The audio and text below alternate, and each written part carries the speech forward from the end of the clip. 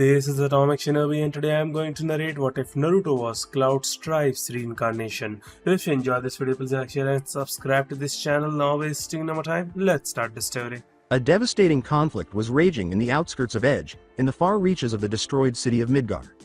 Due to the actions of a few, the already precarious peace was in danger of being disrupted by a battle. A struggle that almost evoked the nightmare that engulfed the world so many years ago. It was a battle waged with the intention of reviving the terror itself. A battle that had ended, but at a high price. Cloud Strife thought, finally, it's over. As he looked around him, his world, feeling content despite his many wounds and recent blood loss. Suddenly, he felt a wave of relief as the lifestream's healing rain started to fall from the sky, pelting his skin as it poured onto the inhabitants of Edge. Now that he had finally defeated Sephiroth, he was finally free of him and the mental anguish that plagued him. Nothing could have made him happier than when he felt the rain washing the geostigma out of his body, just as it did for everyone else who was infected with it. However, Yazoo and Lowe's were fighting behind him at the same time, and Cloud was unaware that they were starting to use up all of their remaining power for a final, desperate attack. It happened too quickly for him to get out of his euphoric mood. The former mercenary was startled by the loud bang of a gun and took a step forward, but he didn't even let it slow him down. The bullet pierced his body. Cloud simply looked over his shoulder, his blue-green eyes narrowing dangerously at the last of the bottle's resistance, shaking himself from the content he was in. Shining in his hand, Tsurugi spun on his heels. Cloud turned around and charged at them as they threw their maximum power into their final attack, not even realizing the pain racking his entire body. Cloud leapt into the air, separated one of his swords from his primary weapon, and crashed down with the force of a meteor in a dual strike of ferocity and precision. The tower was rocked by an explosion that exploded into a massive sphere of fire and Mako that engulfed much of the battlefield. However, as Yazoo and Lowe's were essentially erased from the world, an unexpected thing happened. Cloud's body began returning to the life stream. This was a normal occurrence for all Gaia residents. You were born from the life stream and would return from it. However, Cloud's death was left up to the life stream's whims, which was a different situation. Because it did not want this soul to suffer this fate, it permitted two avatars, representations of their former physical selves in the lifestream's will, to directly interfere with Cloud's demise. A young man named Zack Fair and a stunning young woman named Aerith Gainsborough watched Cloud's soul with pride and sadness. After exchanging glances, Zack simply grinned and nodded gently, to which she replied with one of her own. After silently reaching a consensus, the two raised their hands to Cloud's remaining soul and, with the lifestream's support, used a straightforward but cordial push to impose their will on their longtime friend. As Aerith disappeared into the lifestream, her thought was brief. Go. Live a better life than this. Be happy, Cloud. And you'll not die this time, will you? Maker is aware that if we have to see you again so quickly, Aerith will be furious with you. Now be good. Before following Aerith's lead and disappearing into the lifestream, Zack gave his errand apprentice his final words. After taking that action, Cloud's soul left the lifestream and entered a world that was very different from his own but equally connected. However, the lifestream's actions could not be viewed as unimportant. And it was true that this one selfish act would have repercussions. The forests of Konohagakure no Sato. It was a good day to be the Konoha no Kiroi Senko, Yandaime Hokage, Namikaze Minato, and soon be father. Yes, it was a good day. Because, as his beloved wife, Uzumaki Kushina, started to give birth to their child, he was rapidly losing all feeling in his hand, which was squeezed with bone crushing force. It was a very challenging task to support her while using his other hand to keep her seal in check and keep the legendary Kyuubi no Yoko within her at bay. Fortunately, Sarutobi Bawako, the wife of his predecessor, was on his side. Even though he was hurt by the idea of his wife in such agony, he was also proud and excited about their impending baby. Break. Oh, Kami. Minato wept inwardly at the suffering his wife was inflicting on him. He was certain that she had broken or fractured some of his fingers. However, he kept his attention on the task at hand and displayed none of this on the outside. He endured for his son and for Kushina. But he was so preoccupied that he and the other residents failed to notice the ethereal green spirit enter Kushina's womb as her baby boy started to awaken. It wasn't until the sound of a newborn boy's cries filled the delivery room in Kushina. The three-member family had a brief moment of joy as Minato placed their newborn son in Kushina's eager arms and his arm around her, turning their gaze from one another to their newborn son's eyes. Kushina looked lovingly at their little boy in her arms and said, "He's so beautiful, Minato." Tears of pure, unadulterated happiness poured down her eyes, making her violet gems sparkle like gems. Her joy was so intense that it seemed to be evaporating from her in waves. Naturally, Minato was as happy as she was as he kissed her head and gazed down into their baby boy's face. Bawako, meanwhile, gave the newlyweds a gentle smile of her own. With his blue eyes fixed on another pair of those same azure blue eyes, Minato said to himself, "That he is, Kushina, that he is." Yet he saw the most mysterious of glowing greens, almost majestic in their appearance, in those round, innocent blue orbs. Their little boy, Naruto, had a tanned complexion from his father and a full head of short golden fuzz. However, it was evident that his mother gave him round eyes. The two parents' hearts grew happier as the young boy gazed up at them through his bleary eyes and let out a mindless gurgle and laugh. Until the day of their death and beyond, this one moment would be permanently etched in their souls. The three-member family appeared to be having a good day. Minato's senses were on high alert when they heard a thump, and he turned just in time to see Bawako and his personal guard lying dead at the feet on a man wearing an orange mask and a cloak. Kushina yelled, "Bawako! Oba! Sama!" Minato stood guardedly in front of his wife and child, his cold blue eyes narrowing at the intruder. "Hello, Yandaime Hokage. Isn't this a great evening?" the stranger said, and Minato realized then that today was this extraordinary day of joy and happiness. A sudden turn for the worse was imminent. Regretfully, neither he nor Kushina would fully understand how dire things were going to get, particularly for their newborn child. Konoha Medical Center. There were a good number of newborns in the nursery, which was dark in the Konoha hospital and only partially illuminated by the flickering overhead lights. Before continuing, the nurses on the night shift performed the standard check-ups on all of the newborns to ensure their health and well-being. This was the case as the final nurse left the nursery after giving the final newborns their routine examination. Before four bodies fell from the shadowed corners, the shadows in the four corners appeared to twitch as the door closed behind her. They were all dressed in the traditional Anbu uniform and wearing animal masks, but they were quickly and effectively silenced by a clean cut to the throat. As a fifth figure emerged from the shadowy depths of the nursery, the four cloaked shinobi landed at their bodies in a silent crouch and bowed their heads in submission. The older man was severely scarred and crippled by his current appearance. With a cane in hand, he entered and gazed at the newborns with a detached and calculating expression. Until, as he approached the object of his interest, a particular glint went by his eye. They silently complied with the order to get rid of the bodies, and proceeded to remove the bodies collectively, eliminating any traces of their presence, before disappearing in a whirlpool of smoke and leaves. They were leaving in their master's wake when the bandaged man soon approached a single cradle in the nursery's far corner. When he saw the baby's name, he stopped right next to it. Shimura Danzo's face wrinkled into a frown and his single eye narrowed as he looked down. As he gazed down at the sleeping newborn boy known as Uzumaki Naruto, he remarked, "Hiruzen may have forbidden me from taking you, but that does not mean I cannot ensure Konoha's safety for the future."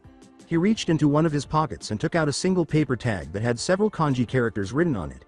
As he gently placed the paper tag across the newborn boy's abdomen, he channeled chakra into it, causing the boy's own seal to react. He raised his hand and said just one word, "Seal." In a minor manifestation of chakra infusion, Danzo observed the kanji on his paper tag dissolve from the fabric and become a part of the boy's body, avoiding the original seal that was applied to him and concealed deep within the Shikifujin's layers. Before long, only the most skilled eye in the art of Fuinjutsu could recognize the kanji for his seal. And with this, Konoha's future is assured. He turned away without even looking, oblivious to the boy's eyes opening slightly to look directly into his short back. The newborn boy's eyes were a characteristic shade of azure with a greenish glow, but the green, majestic glow gradually faded from his pupils until it was gone, and the young boy returned to the world of lullabies without saying another word. 14 years later, the Death Forest. There were four figures in the Forest of Death, and one of them was shivering with terror as she saw one of her teammates get into trouble. Her sea-green eyes and long pink hair stared up in fear for the opponent her team was facing, and she started to worry about her teammates. She was dressed in a red keep-out dress with white embroidery, and underneath she wore black biker shorts and regular blue shinobi sandals with a Konoha forehead protector. This young girl was Haruno Sakura from Team 7, which was led by Hitaki Kakashi, a Jonin. There was also a boy with black hair that stood up like the back of a duck. He was pale, skinned, and his black eyes were now fixed on his best friend and comrade, though he would never tell anyone, in a fear that made his whole body shudder. In addition to his typical blue Uchiha high collar shirt and white shorts, he also wore blue shinobi sandals, bandages wrapped around his legs, and a Konoha forehead protector. He was one of 3 Uchiha still alive, along with his treacherous brother and his adored mother. His name was Uchiha Sasuke, and he belonged to the esteemed Uchiha clan. The reason behind this? It was because he and his mother survived when his older brother, Uchiha Itachi, massacred the entire clan one night. Although he never fully understood his motivations, he finally made the decision to kill his brother in order to exact revenge on his clan. His mother had always been concerned about this choice, but the harm Itachi caused that evening was too great for even her to bear. However, as he watched his teammate repel their opponent, Sasuke was in a literal state of terror, shock, and confusion, and that was the last thing on his mind at the moment. He and Sakura were previously crippled by a kunoichi that had a strong desire to kill. It was so intense that it paled in comparison to Zabuza's earlier experience. It was a suffocating sensation that rendered Sasuke's meager common sense useless. His only desire at that moment was to die, fall into a hole, curl up like a worm, and pass away in order to put an end to the madness. However, he was unable to escape the kunoichi's sight even after he managed to regain consciousness and attempt to escape. However, in what appeared to be his final brief moments of existence, Sasuke witnessed something genuinely extraordinary and startling. He was enraged to see his blonde, dim-witted teammate arrive just in time. What was even more amazing was that the blonde appeared to be oblivious to the murderous intent emanating from this kunoichi, simply beginning to pound her enormous snake summon into the ground beneath them. In a moment of pure courage, rage, and resolve, his teammate, the Dobi, came up and beat the giant snake with his fists before pursuing its master. It was heartbreaking but also awe-inspiring to the Uchiha. He moved much more quickly than he had ever seen him move before, appearing to him as a blur of orange and yellow. Sasuke experienced a range of emotions simply by observing what he did, the majority of which were comparable to admiration, jealousy, and mild fear for the blonde. Admiration, however, was the most perplexing emotion. Naruto. What the hell? As he watched the boy battle the kunoichi with little to no control, Sasuke pondered. A young man with a full mop of golden, spiky hair that fell past his ears and bangs that almost covered his Konoha headband was Sakura and Sasuke's Team 7 teammate. His cheeks were marred by 6 whisker marks, and his complexion was tanned. The young man was dressed in an orange tracksuit with a crimson swirl etched on the back and blue shinobi sandals. However, his clothes weren't up to par because they were burned, ripped, or in ruins in other places. But aside from his whisker marks, the boy's eyes were what made him most distinctive. With a fury that would have brought any lesser being to their knees, glowing orbs with scarlet slits narrowed dangerously upon the kunoichi. The young blonde's fearsome expression was only heightened by the blood that trickled down his head and around his eyes. Teme, I'm going to kill you. The blonde's voice was both his own and not at the same time. It carried something deeper, but it was rough and deep. More malevolent? This was Uzumaki Naruto, the Kyuubi no Yoko's Jinchuriki, and he was currently giving it his all in the battle against kunoichi. Even though he was exhausted, his body was in disarray, and his vision was blurry, he just wouldn't give up. After finally freeing himself from the stomach of a giant snake, he discovered that this Teme was injuring his teammates. One should never cross that line. Never. While the kunoichi merely grinned with equal parts curiosity and interest, his red eyes narrowed dangerously. Her beady black eyes appeared to gaze directly into Naruto's. If anything, she experienced a resurgence of excitement as she watched the rage in his eyes intensify. When the kunoichi noticed a faint flickering of a familiar chakra source coming off the boy, she thought, at first, I wanted this little brat out of my way, but there's something off about him and it's not the fox's power either. Only then did she smile cruelly, a smile befitting someone as ruthless, twisted, and insane as she was. Oh ho! You're very smart, Danzo, but you've never been good at using fuinjutsu. That's it. The kunoichi thought, your seals have always been crude, barbaric, outdated even, but I am surprised Sensei never noticed it until now. She then turned back to look at the blonde in front of her. In a matter of seconds, a number of ideas and scenarios started to cross her, or rather, his, mind until he finally devised a rather cunning scheme. Danzo's seal can be removed, allowing him to do whatever he wants, but given the violence I just encountered earlier, why should I stop there? The snake in hiding thought. The beady eyes of its current vessel appeared to change into snake. Like amber OBS with slitted pupils. He spoke, deciding to test the boy further.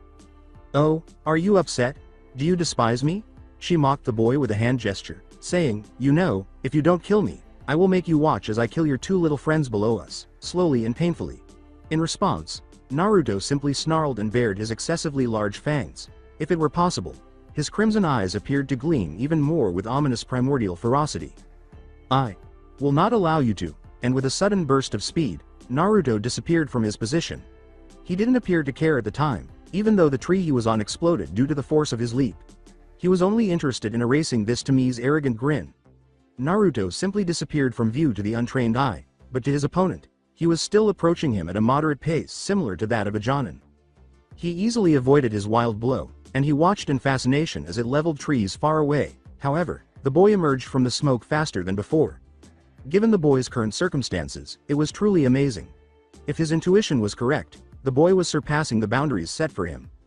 But still not fast enough, he thought absently as he effortlessly sidestepped Naruto's ferocious punches, kicks, and strikes. He could tell the boy used a brawler style fighting style just by looking at his lack of style. The boy's unpredictable nature more than made up for the numerous deliberate errors in his academic background, including the fact that he was never taught an initial fighting stance. However, given the dangers the boy would encounter later on, that wouldn't amount to much. Dodge, weave, duck, counter, grab and throw, dodge, weave, and block. At this point, Naruto's attacks were becoming more intense, and it was starting to resemble a dance of destruction.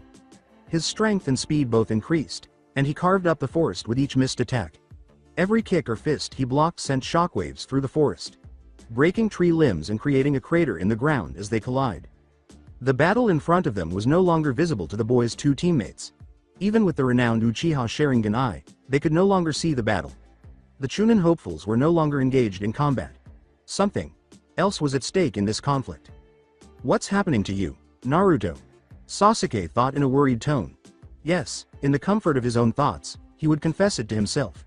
Since Naruto was obviously not acting like his usual self, he was concerned for his teammate.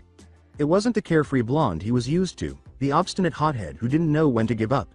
He didn't know this boy from their childhood days at the academy. He didn't recognize this Naruto at all. Then there was a crash, followed by a shout that, to be honest, made the Uchiha shudder. "Stop running!" The blonde snarled and dug his heel into the ground, disappearing much more quickly than his opponent had anticipated. And the air was ripped from him as Naruto's fist sank into his chest, costing him that moment of surprise. The blow was so forceful that it extended past his ribs and stretched out his back. He continued his assault by grabbing the woman's head and slamming her face against his knee with a nail. He continued by repeatedly slamming her face into the ground while holding her by the hair. Nevertheless, the kunoichi's smile conveyed a sense of exaltation, as though he had at last discovered a potential client deserving of his consideration. "I'm really interested in this boy. I can't deny that he is the person I need the most right now." Even as Naruto continued to slam his head into the ground without showing any mercy, his thoughts remained unwavering. "Never. In danger. I want to hurt my friends once more." Ah! The ground cracked and upheaved with every slam, and he buried the kunoichi in the ground with a single, intensely charged, chakra-enhanced slam. When Naruto slammed his opponent so hard into the ground that half of her body was laying limp and the other half was deeply embedded in the ground, the whole forest of death trembled. Naruto stayed put and snarled at the lifeless body, staring at his opponent's purported corpse. His ruby-red slitted eyes were as clear as day, wary and suspicious. But when he heard faint footsteps approaching, his ears perked up, and he spun on his heel, exposing his fangs and claws. Only to come to a complete halt upon seeing two black eyes staring back at him. Naruto became aware that he was staring at his opponent at that precise moment, but as he turned to face the Uchiha, he started to notice something strange about him. It was as though he was seeing Sasuke for the first time.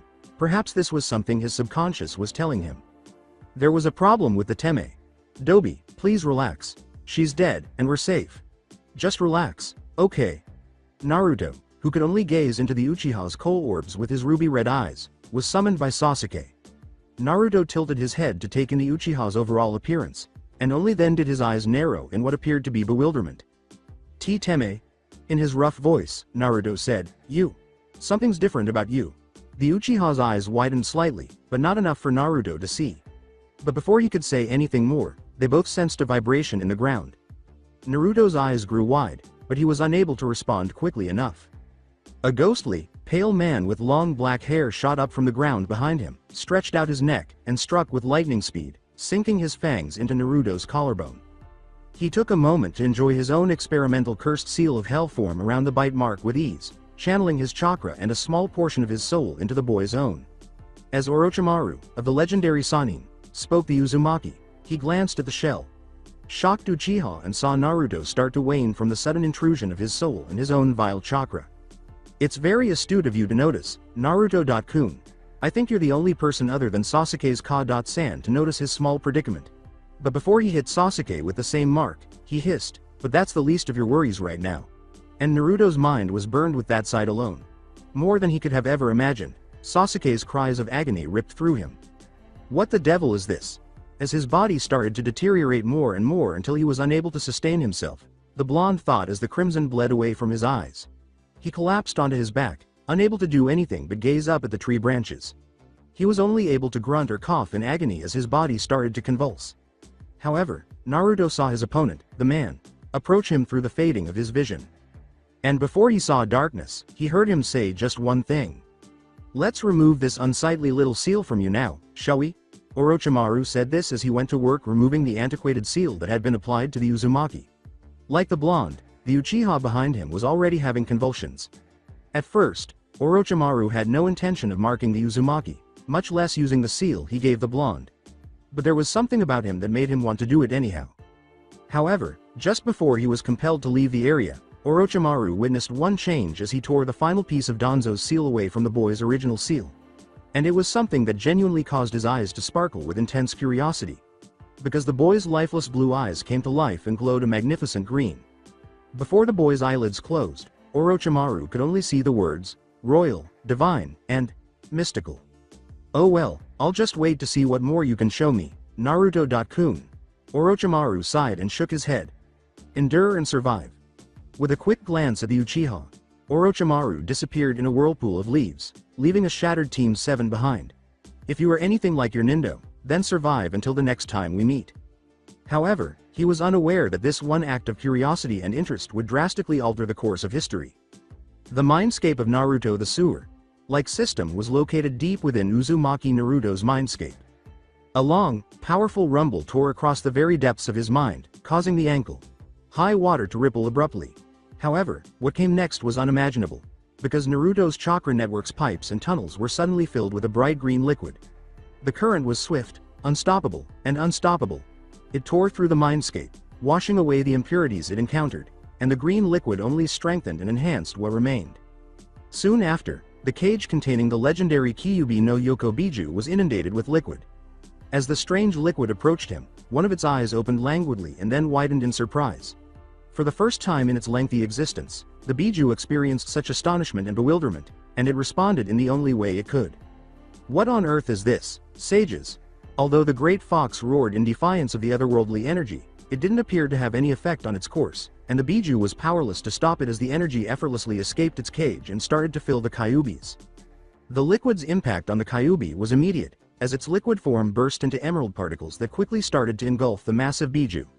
The great fox fought the strange, one of a kind energy, but it was consumed by it, so its efforts were in vain. Darkness then came after that, but in that shadow. When Uzumaki Naruto woke up, he was floating on an emerald sea. The darkness around him was illuminated by fireflies, and he was unable to wonder why or where he was in that circumstance. He simply felt satisfied with his current location. For whatever reason, he seemed to belong here. The young blonde thought, "This place feels familiar to me." Only then did he frown, a tiny trickle of annoyance starting to run down the back of his skull. What the devil is this? His hands began to scratch at his skull, and that one erratic action sent him plummeting into the emerald sea like an anchor. His fingernails only dug into his scalp as memories of a life that was not his flooded his mind, but he paid no attention as he sank. The pain that followed caused him to scream, but all that came out were bubbles. It came to him in a hurricane of images and memories. He clenched his teeth in agony as he witnessed everything. From Cloud Strife, his previous life. How his life unfolded, starting with his best friend Tifa Lockhart as a child, meeting Zack Fair in Midgar, rising from Shinra security officer to soldier, and finally landing him a job as a mercenary for hire. He witnessed everything, including Zack's death as a result of defending him against Shinra's main force and his assistance to his friends on the planet, Gaia. How, upon his resurrection, he confronted Sephiroth and vanquished the last of his will, until the explosion. As he sank farther and farther until he reached the bottom, his eyes widened at this. But when he attempted to recall the memories that had been given to him, his eyes grew glassy. His current predicament was as perplexing as the oddness of the events. "Alright, I'm Uzumaki Naruto, and I was Cloud Strife from the planet Gaia. As a mercenary, I assisted in the defeat of Shinra.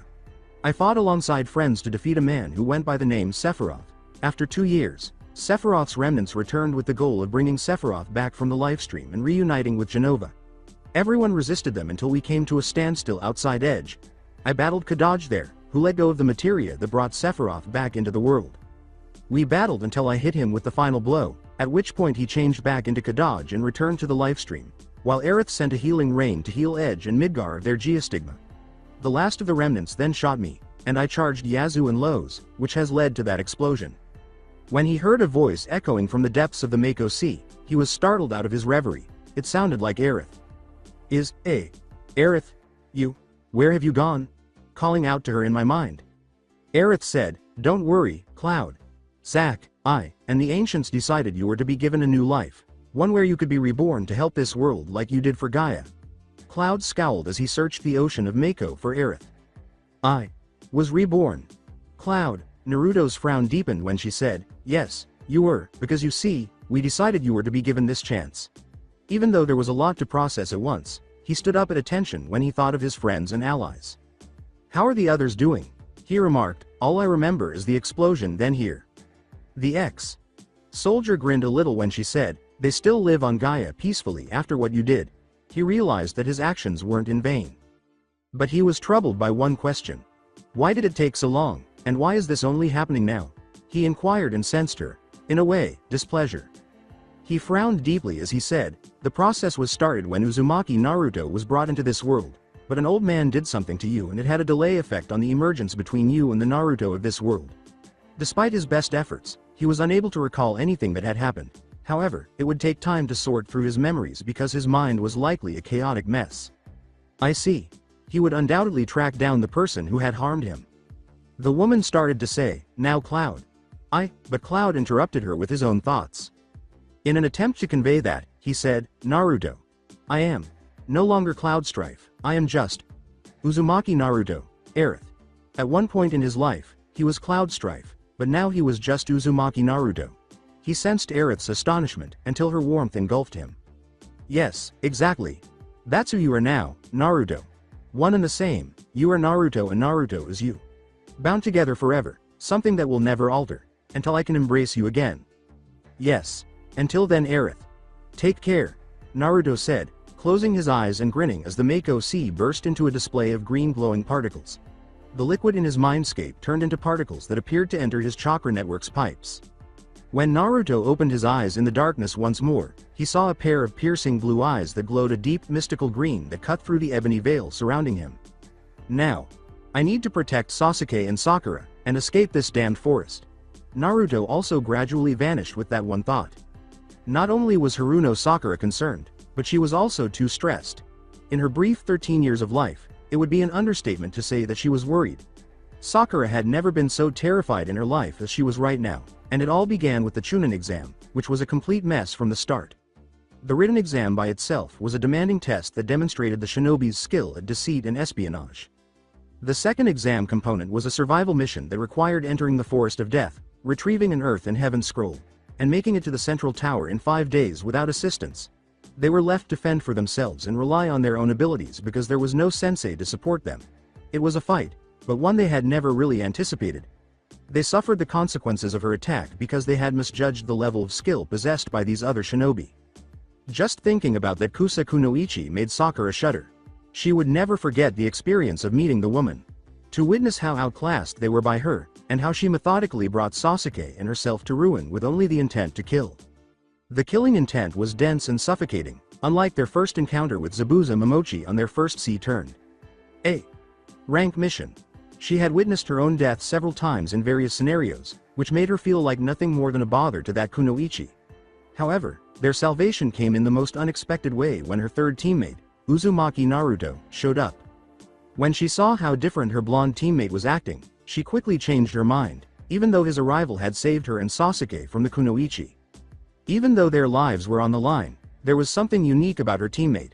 With every attack, he was descending with ruthless brutality and wasn't acting like himself at all. One of the main things she had observed before the battle between Naruto and the Kunoichi reached new heights was that he was attacking more like an animal than a man. As he destroyed the forest surrounding them and pursued the kunoichi as if she were his prey, his cries of rage continued to reverberate in her ears. Nevertheless, Naruto's rage and anger were evident at that precise moment. In her entire life, she had never witnessed Naruto so furious. Was it that she and Sasuke were in danger that made him so furious? Feeling angry because they were harmed? Did Naruto think so highly of her and Sasuke as friends and teammates that he would deliberately fight in that manner? Even though it was terrifying, it was still admirable. Sakura shook her head when she thought about it. And thinking back on all the times I've hit him and treated him like crap, and yet he was so worried about us that he became like that. She only recalled hearing Sasuke scream in agony before sprinting in his direction after the battle. Only to discover him and Naruto sprawled on the ground, both of them sweating heavily and convulsing. She decided to shield her teammates from any potential prying eyes after discovering them in that state. She attempted to heal her two fallen teammates by applying every fundamental survival technique she had learned in the academy. She was currently attempting to put an end to her teammates' fever after seeking safety from a hollowed-out tree by a nearby river. She set up traps around the perimeter as a precaution, but she lacked Naruto's level of trap setting expertise. She received advice from the blonde, and based on what she observed of his traps, she was able to advance her own. She merely hoped it would be sufficient to repel any possible assaults. She was kneeling beside them, supporting their heads with bundled leaves that she could scrounge, but the two were literally drenched in sweat and displaying awful reactions to whatever the kunoichi had done to them. She initially glanced down at Sasuke, whose face was frozen in a state of excruciating pain. His teeth were clenched, his jaw locked, and he breathed quickly. Strangely, as he perspired, his hair lost some of its original style. She had thought his hair was naturally that way, so she was surprised to see that it was getting more straight and loose. Sakura soaked his rag, squeezing out any extra water before folding it and covering Sasuke's forehead. However, Sakura saw one thing about Sasuke, and she assumed that was the source of the pain. A black mark the size of 3 tomos caught her attention as she looked down at his collarbone in concern. "What is that? Sasuke-kun. What did she do to you?" Before crawling over to her other teammate, Sakura reflected that, aside from a few significant differences, his current state was almost identical to Sasuke's. His spiky gold hair was matted down, his face was permanently stuck in a pained expression, and he was drenched in sweat. But there were still a lot of wounds on his entire body. Early on, she was amazed to see how his body started to heal itself from his wounds, even though she had dressed as many of them as she could. Human bodies naturally heal over time, according to her knowledge of human anatomy, but Naruto's healing process wasn't typical. In a way, his healing was regenerative, and it was abnormally high. She initially believed it to be some form of Kekkei Genkai, and while the theory seemed tenable, she didn't think it would fully account for it. But this wasn't the only thing she noticed about Naruto. Because she had discovered a mark on his collarbone, similar to Sasuke's, but instead of 3 tomo, she saw 3 shapes that looked like a weird kind of wing. If the peculiar pattern wasn't enough, the mark's outline was glowing a pale green. To put it mildly, Sakura was quite concerned because, despite being a bothersome fool, Naruto was still her teammate and had been nothing but cordial with her. He was there to help in any way he could, regardless of how badly she treated him. It made her feel pretty worthless to see him suffer, to see them both suffer in this way, and to realize that there was nothing she could do to help. Her green eyes narrowed as she said, "But I can at least protect you too. Ever since we became a team, I've had to look at your backs, keeping me from harm, but this time I won't let any harm come to any of you." She made an unspoken pledge to her 2 teammates, "This I promise." Hold on. She became alert when she heard a bell ring, and she silently took a kunai from her pouch and spun around. She is prepared and eager to defend her teammates without hesitation, just as they did for her. She didn't have any thoughts of running away. In fact, she didn't even consider it at this time. She remained silent, scanning her surroundings for any movement, and only moved when she heard a rustle. Clang. Sakura was taken aback when a group of 3 people emerged from the bushes, successfully blocking the thrown kunai and shuriken. She recognized the group from their headbands and knew it was the Otogakure Genin from the written exam. She assumed the boy with the metallic arm, who had been mummified, was the leader. "Nice reflexes, girl. Why don't you move aside now?" the boy said, and Sakura just continued to stare at the 3 with narrowed eyes. "And why ought I to?" All she said was, "Reply." She was starting to feel afraid, but all she needed to do was remind herself that she was doing this to keep her teammates safe. The boy in question just fixed his single eye on her. Before the boy next to him acted, Sakura could only get ready. "We're here for no other reason than to kill the Uchiha, little girl, but seeing as you won't abide by my first and only warning, you will die as well." The two behind her, to endure and protect her. Sasuke.kun. Naruto, I'll protect you too. However, nobody noticed what was happening to the two inside the hollow tree as the battle started. Sasuke's eyes were twitching and flickering, and his body was glowing with a repulsive purple chakra. Or the fact that he was starting to change physically. Not to mention that the green energy from earlier was starting to overpower Naruto's mark. Only now was it starting to take over his entire body. Only later would anyone notice that Naruto's body was surrounded by a cyan blue aura of blaze.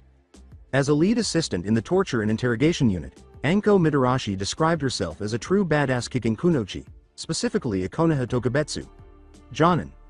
Unless they had no other option, none of her peers wanted to fight her because of the simple fact that she was absolutely crazy. Okay, insane was a strong word. She was a little bloodthirsty, but she could also be ridiculous in a lot of ways, and that was the only reason why many people were scared to fight her. Because she had the potential to be unpredictable, and it was dangerous to fight someone who could use deadly poisonous snakes at her whim. Her proficiency in taijutsu, ninjutsu, and traps wasn't even taken into consideration. If it weren't for the fact that she was always passed over for the exams, she honestly could have made Jonin by now. As the two old bag of bones that they were, the Hokage's council remained wary of the former student-teacher relationship with Konoha's top trader and the only person crazy enough to oppose her. The Sannin Orochimaru in question, whom she was at the moment battling and losing badly. Oh. The woman spat up blood as she threw herself backward, slamming into a tree with enough force to shake the tree as a whole. However, before she could move again, several snakes encircled her, completely securing her. Damn it. With a curse, she squinted her hate-filled eyes at her opponent, Orochimaru, who was approaching her with that damn smug grin of his in all his treacherous glory. Despite all of her training, she still didn't matter much to the man because of how the battle ended. The woman initially believed she had caught him off guard when she found him and started fighting, but that belief was soon dispelled when it became clear that he was only playing with her. After that, all he had to do was thrash her. Anything she did after that would not affect him. He used basic but powerful elemental earth clones to counter her jutsu and repelled her attacks with his own. So easy that it was like walking in a park, avoiding her traps. It was undoubtedly a humiliating experience, but perhaps she was a little crazy to believe she could battle someone that only the Hokage or another Sannin could. She heard the snake speak, and his words only served to enrage her more. Oh Anko-chan, while I did find our little game to be amusing, I must say I'm disappointed that this was all you could do. Screw his disappointment. She was no longer his pupil. The only thing she wanted more was to place his severed head on the Hokage's desk, but given her current circumstances, that didn't seem to be feasible. Rather, she spat out, "What the hell are you doing here, Orochimaru?" with all the hate she could muster. The amount of hatred she harbored for this man was absolutely astounding. However, as soon as he betrayed her, her life took a drastic turn for the worse. This snake caused her to become an absolute outcast, second only to Konoha's Jinchuriki.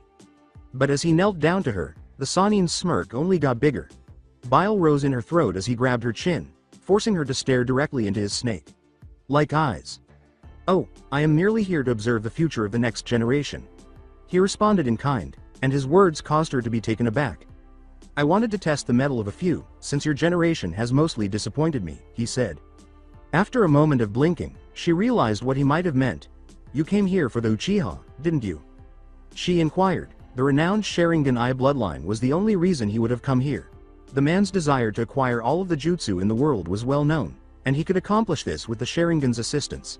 Possessing the dojutsu wasn't impossible because, in addition to its other strange powers, it could replicate practically any jutsu in the world, aside from other Kekkei Genkai skills, of course. The great snake just laughed at his old pupil's rather clever response. If Orochimaru hadn't been caught in the middle of a battle with the Uzumaki, she would have been correct. She was able to figure that out fairly well. He could still clearly recall that encounter, and the thought of it made him shiver with anticipation. Undoubtedly, he wanted the Sharingan to satisfy his deepest wish, but he also found himself growing very curious about the Uzumaki's overall growth. Being one of the last members of the notorious Uzumaki clan, he was aware of the boy's ancestry. He would also never deny that the boy's parents had played a crucial role in the Third Shinobi World War. His father was a shinobi genius of a caliber not seen since Hitaki Tsukumo, and his parents had potential, incalculable potential that outshone everyone in their generation. His mother was a brilliant woman who exemplified what it meant to be a true kunoichi. She gained international recognition for her mastery of the fabled art of fuinjutsu, which is difficult and dangerous for those outside the Uzumaki clan to practice. even without taking into account her skill in taijutsu and kenjutsu. However, that alone made her a formidable opponent to be feared and revered on the battlefield. He valued authority above all else, and he could acquire the ability to see potential just as easily. And he felt it when he battled the Uzumaki. He was able to make full use of the power the Kyuubi gave him and maintain his senses despite being influenced by his Biju's chakra. But Orochimaru wasn't particularly interested in that. The Sannin took the chance of marking the boy with his most recent experimental Juinjutsu, the Naraku no Juin, because of the boy's potential, which was revealed in that first encounter alone. Since the toll was far too strong for any human body to withstand, he was truly terrified to use it on any subject. Even people with incredibly powerful bodies fell prey to the seal's curse and were instantly killed by its effects. He didn't follow his instincts as much as his former teammate Jiraiya did, but he had a feeling the boy would live and persevere. But he felt compelled to do so because of this boy, simply to see what would happen. He didn't think much of the boy at first, considering him a failure, but that fight alone convinced him that the boy simply didn't have a true teacher. Because the boy was picking up on his blocks, counters, and speed while they were fighting, and it was frighteningly fast. He was beginning to read him, his movements giving the impression that he possessed the Sharingan when in fact he did not. Waves of instinct poured off the boy, and instinct was what made you stronger and kept you alive in the shinobi world. And that wasn't even taking into account the fact that Danzo had essentially crippled the boy in multiple ways by applying a limiter seal. Now that it was off, though, it made Orochimaru shiver. Orochimaru chose to make fun of his mischievous pupil by glancing at Anko and saying, in a roundabout way, "Yes, but I never got to enjoy myself with the Uchiha. However, I think I've identified a much more interesting target, a certain fox boy." He hissed, and when he saw her eyes widen in horrifying realization, it took some self-control not to laugh. Which swiftly narrowed into a hatred so intense that it actually caused him to stop and made her hatred for him seem much less intense. "Keep your distance from him." Orochimaru was somewhat proud of her because her hiss was as strong, if not stronger, but he still thought her response to this news was unexpected. Did she somehow know the boy? According to his first spy reports, the boy had no one to grow up with. Unless it was more than his spies could find, of course.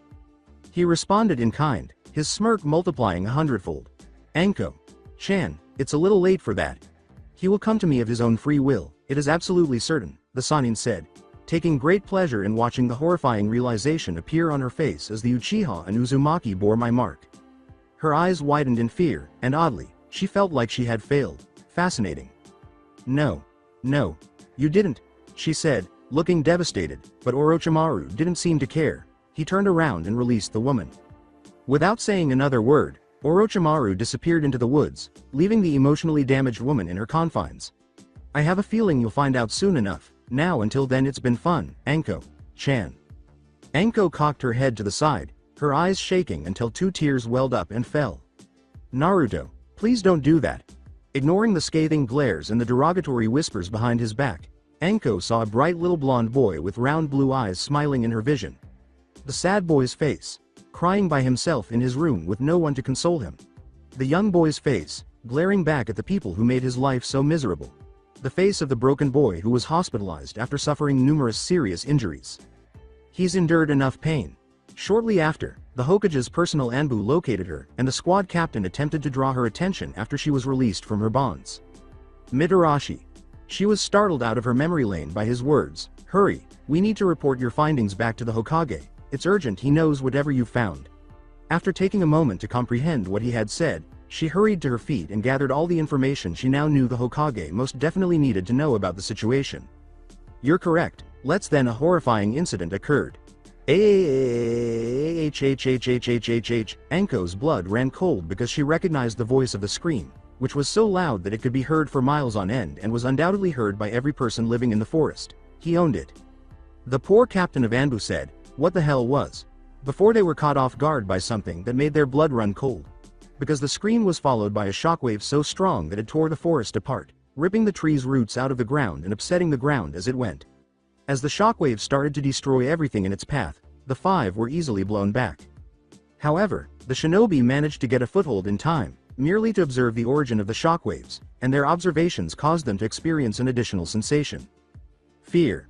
They watched a massive pillar of pure energy pierce the sky for several miles in front of them. However, it was the overwhelming, majestic, terrifying, and divine feeling it exuded that made them fearful, not that alone.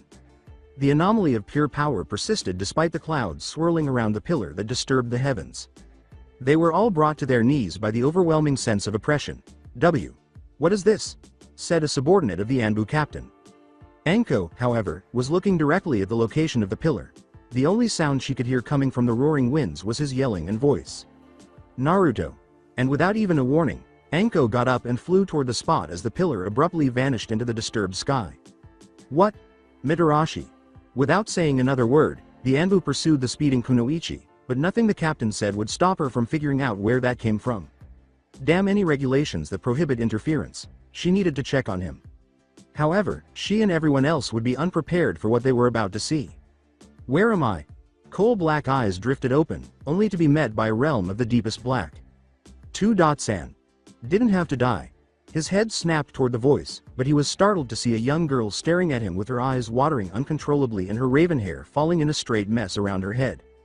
Before he even realized it, he mouthed the word, "No." In the end, if you don't have the strength you can't do anything. That's what he taught me. He was powerless to stop the young girl from expressing her opinions because they were his own. Because I didn't have the strength. The clan was wiped out. Nearly everyone was killed. Ka.San was put in a coma.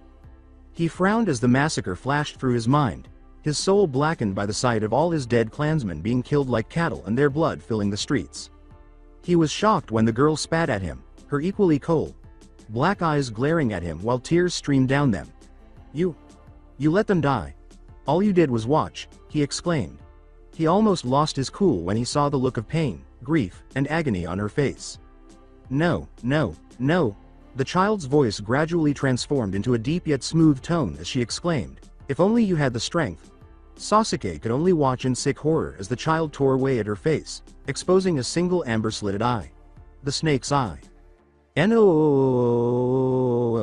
Before a softer voice rang in his ears, the surrounding darkness was pierced and destroyed in a flash of light. It forced all of his anxieties, fears, and uncertainties to the back of his mind. Sasu-chan, it's okay to cry. Ka-san's here. Sasuke witnessed the picture of the same young girl in his mother's, tender embrace. Sasuke murmured to himself, Ka.San, before the image faded and changed into a new one. This time, a young boy's voice said, "Don't cry. Suko-chan. I'll be fine." And when she saw the image clearly, it sent a shiver down her spine. The young girl was back, but this time she was in the middle of a forest that was covered in blood. Her body was completely soaked by the blood of life combined with the torrential rain, but she ignored it as she knelt down to examine the body in front of her. The boy before her, however, was completely different from her in that he had no wounds anywhere on his body. He had too many wounds on his body to count, and the kunai cuts and gashes were leaking blood all over him. His flesh was punctured by shurikens still in his tiny body, causing blood to bubble upward. His right arm was totally pulled out of its socket, and his left arm was twisted at a strange angle. His blood was the stain on his normally spiky golden hair. Blood stained his usual pearly whites, but he was still able to give her his usual smile despite his condition, which did nothing to ease her emotional trauma. The usual light was fading from his round blue eyes. However, his hold on her own hand remained as firm as ever. As he gazed at the picture with horrifying realization, Sasuke thought, no. The memories were starting to resurface. As she observed the boy's eyes gradually losing their brightness, the coldness returned. Until they disappeared. No, Naruto.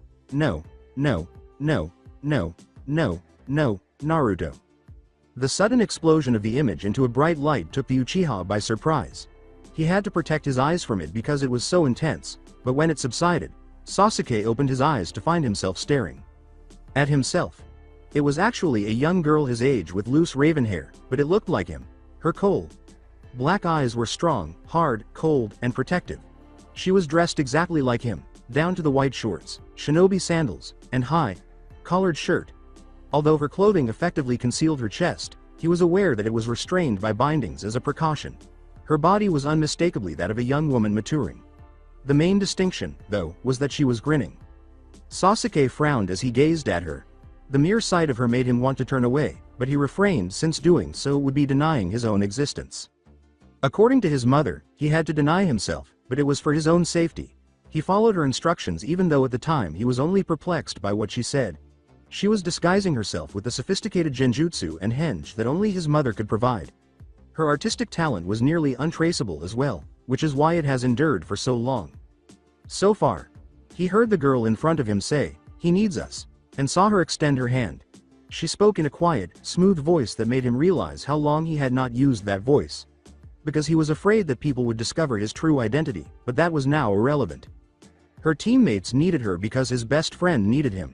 And before he took her hand in his own, Uchiha Sasuke let a tiny smile linger on his face for a long moment. "And I'll assist him," he spoke, but his tone gradually shifted to match the girl's before the two disappeared in a dazzling light before nightfall. She was shocked that this was taking place. "Who did this to you, Sakura?" She believed she could protect her teammates and that everything would be alright. "You three did it, then." She overestimated herself and paid the price for it, but she was mistaken. After being beaten back, Sakura gave her two teammates her best defense, but it was in vain. She realized that they were only playing with her at that point, but she didn't care about the mockery. If saving their lives was worth a second more, then it was all worthwhile. Unfortunately, she had nearly died if it weren't for the strange boy Rock Lee's prompt intervention. However, he was also taken advantage of by the mummified boy's peculiar sound techniques, and Team 10, Ino Yamanaka, Shikamaru Nara, and Choji Akamichi, saved her just as she was about to die. When Ino used her clan's Shintenshin no Jutsu to capture the girl from the Auto team, she briefly believed they would have been able to repel them. However, she was quickly shown how wrong she was when the boy, Zaku, started attacking her. "What? You're perplexed. Getting your dumb scrolls and passing this test safely are not our objectives. Our goal is to murder Uchiha Sasuke. Regarding Kin, she served a purpose but is now merely a liability." She had been terrified for her friend's or rival's life at that point, and they were planning to kill her regardless of whether it was a teammate, but suddenly another team showed up. She had no idea who they were, but it soon became clear that they were Lee's teammates. She and the others initially believed they were interfering, but the Hyuga boy didn't. Because they were saved by something else instead. Sasuke. Sakura's current predicament resulted from her eyes being unable to look past the back of the Uchiha that she, Ino, and numerous other girls pursued and fell in love with at the academy. He was different, but he had woken up. His Sharingan was flaring in full view, and strange markings that resembled black flames were spreading throughout his body. And it was obvious that the intention was to kill. He seemed even more terrifying because of the way that vile purple chakra was swirling around him. The most significant shift, however, was that he was actually a she. No matter how much her mind wanted it to be a lie, as a girl herself, she couldn't deny the drastic change she saw in Sasuke's body. Her eyes told the truth. In addition to the two twin bangs he still had, Sasuke's hair was straight and flat, falling past her neckline and covering her ears. His roguish face had vanished, leaving only the face of a girl with a much softer yet firmer facial appearance. Possessing plump lips, soft round cheeks, and longer eyelashes. But it went beyond that. Her whole body was similar to a woman's physique. However, Sasuke didn't seem to mind at all, and the fact that he was a she didn't take away from how terrifying she was. With little to no restraint, she could only watch in morbid terror as her once stoic teammate literally started dissecting the Auto Genin, Zaku, after becoming strangely woke and even stranger after becoming a woman. Her actions showed no mercy, compassion, or sympathy. Instead, the Auto Genin was only promised a tortuous death. Sakura could only watch in horror as Sasuke said, "You seem very proud of these arms." The boss's arms were behind him, in her grasp, and the Uchiha heiress had her foot firmly planted on his back. Although it was an uncomfortable position, the pink-haired girl's blood only grew colder as she continued to pull. Sakura whispered, "Sasuke. Don't." But her voice was too weak and fragile for the altered Uchiha to hear. The Ina Shika show of Team 10 was hiding in the bushes and could only observe the events with a wide range of emotions, mostly consisting of astonishment, perplexity, and finally, legitimate fear. What on earth is wrong with Sasuke? What has become of him? Choji posed the question to everyone's minds, but Ino's thoughts were more in line with her initial fear and bewilderment. And why does he have such a different appearance? Is he a she? And what happened to this chakra that was so big and so disgusting? Oh, stop being such a crazy bitch. As the Uchiha continued to pull, the girl was startled out of her reverie by Zaku's cries. She appeared to enjoy his suffering, viewing it as a fitting penalty for having the audacity to harm her teammate. She pulled harder until her Sharingan eyes whirled. "Well, before attacking my teammates, you ought to have considered that. You will now have to suffer," followed by a swift yet forceful yank of her arms. "Hurry. AAWWWW. the Uchiha dropped Zaku to the ground, unfazed by his scream, which echoed throughout the area. She looked over her shoulder, listening to his whimpers, which were like music. Observing everyone in the vicinity with caution until her gaze settled on Dosu, the mummified boy. It wasn't until then that she flashed a mad smile that didn't fit the Uchiha's face. "You're the last one. Then? I sincerely hope you can fight me better," she said, turning around and advancing on him. Her chakra became stronger and the marks became more noticeable with each step she took, making it even more repulsive. The shaken Dosu Kinuda was completely terrified by this sight. The young man had believed that he and his group could accomplish the goal that Orochimaru, their leader, had set for them. However, they were utterly unaware that Sasuke had somehow gotten in touch with Orochimaru beforehand and received the curse mark. The Uchiha had actually made it through the first round, despite the fact that she was a girl. He could only watch in mild fear as she dismantled Zaku with minimal effort, and now she was staring at him. At that moment, the fear only grew tenfold. Those eyes, what a big, ugly chakra.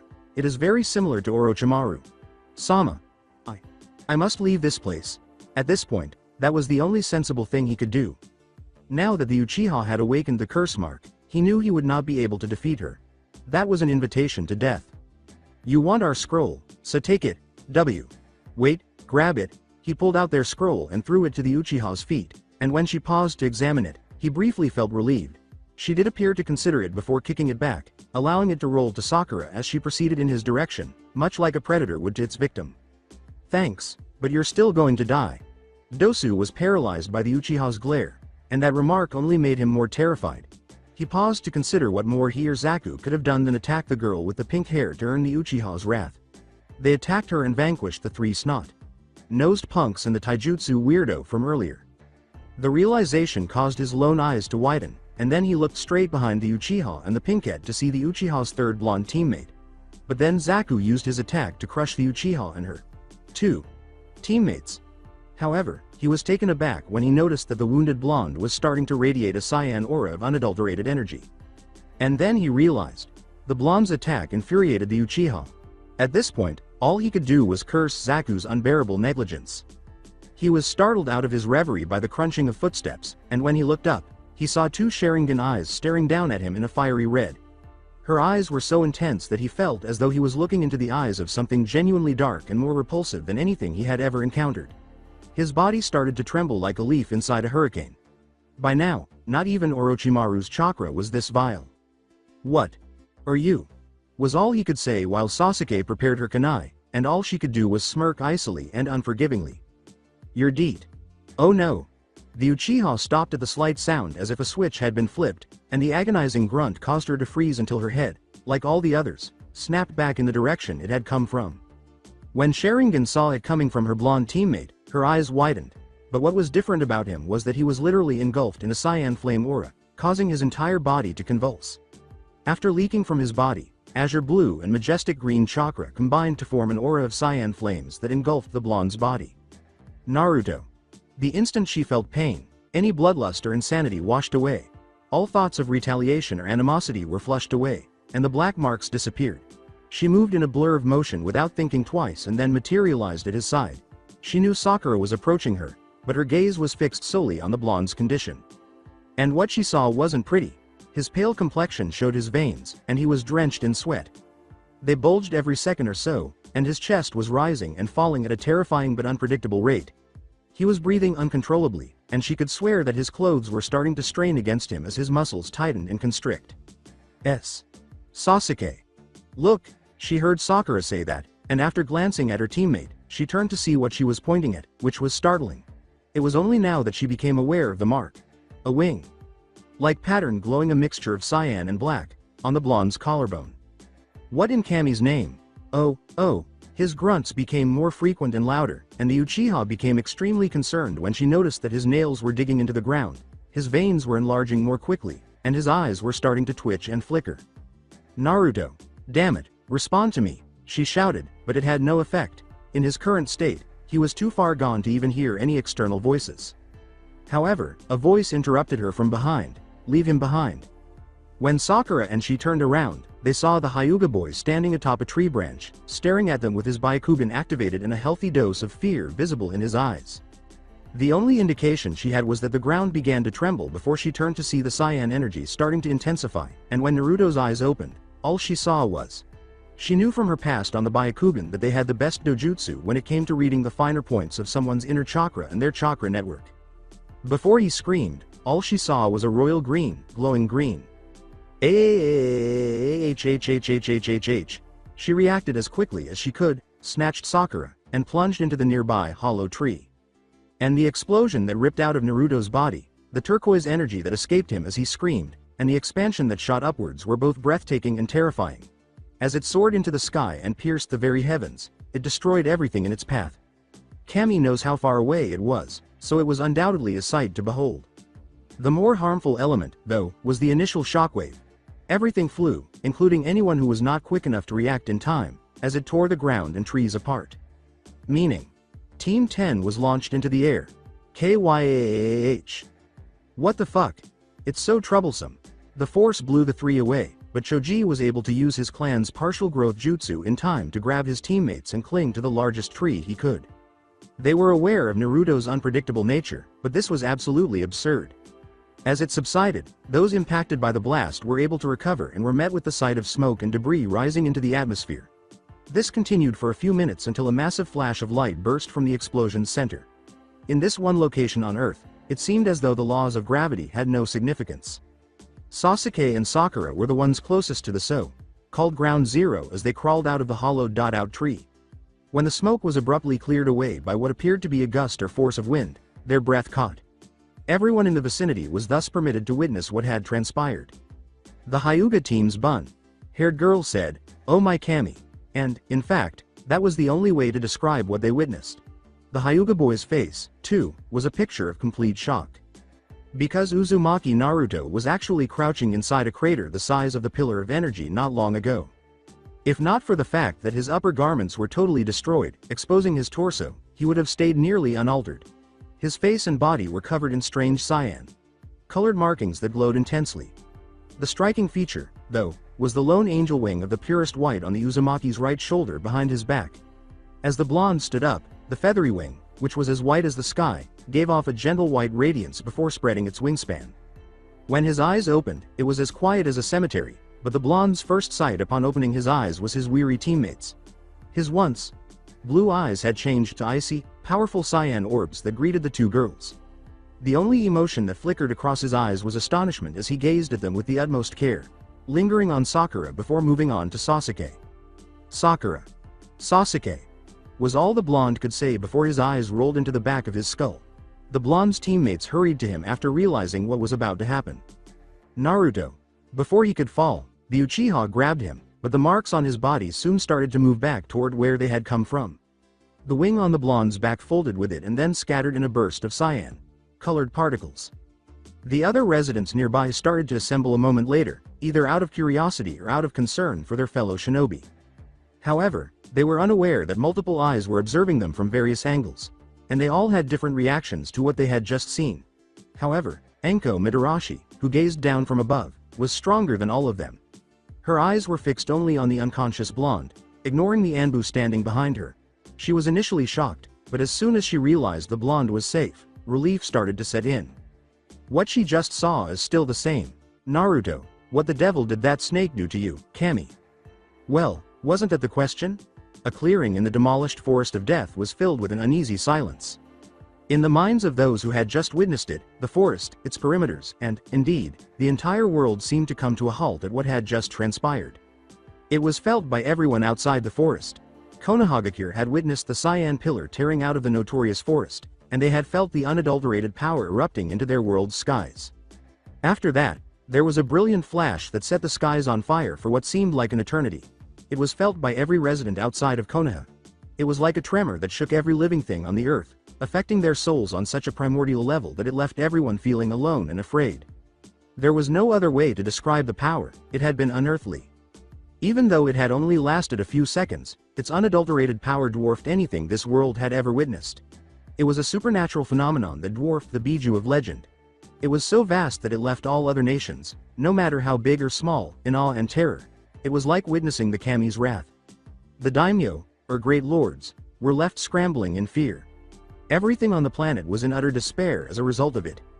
The shinobi villages would refer to this day as the Forest of Death phenomena, while religious organizations around the world would refer to it as the start of the apocalypse. For the rest of the world, it was the start of what would turn out to be the most devastating and bloody conflict in their planet's history. It would be the beginning of something that would permanently alter the lives of the few who witnessed it firsthand. That day, however, would mark the cancellation of the Chunin exams for Konoha. Sarutobi Hiruzen, the Sandaime Hokage, was standing in the Hokage Tower, facing his office windows that looked out over his cherished house. He was sitting there like a statue, his body looking weak and even exhausted, and his eyes shaded by the rim of his cage hat.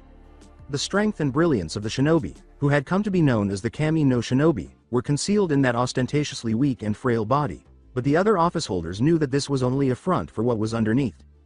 The two distinguished elders of the Konohagakure Council were the other people in the room. Sarutobi Hiruzen's former teammates and the Hokage's advisors were all members of Team Tobirama. Koharu gazed at Hiruzen's back with an expression that might have been interpreted as a worried frown. Homura, on the other hand, stood motionless, his face a model of a stone statue, icy and unwavering. Their Hokage broke the silence in the room by saying, "I will not waste time with pleasantries, you two. You know why I have called you here."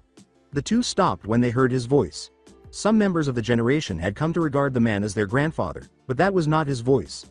This was the voice of the man who had gained international recognition for his wartime ingenuity.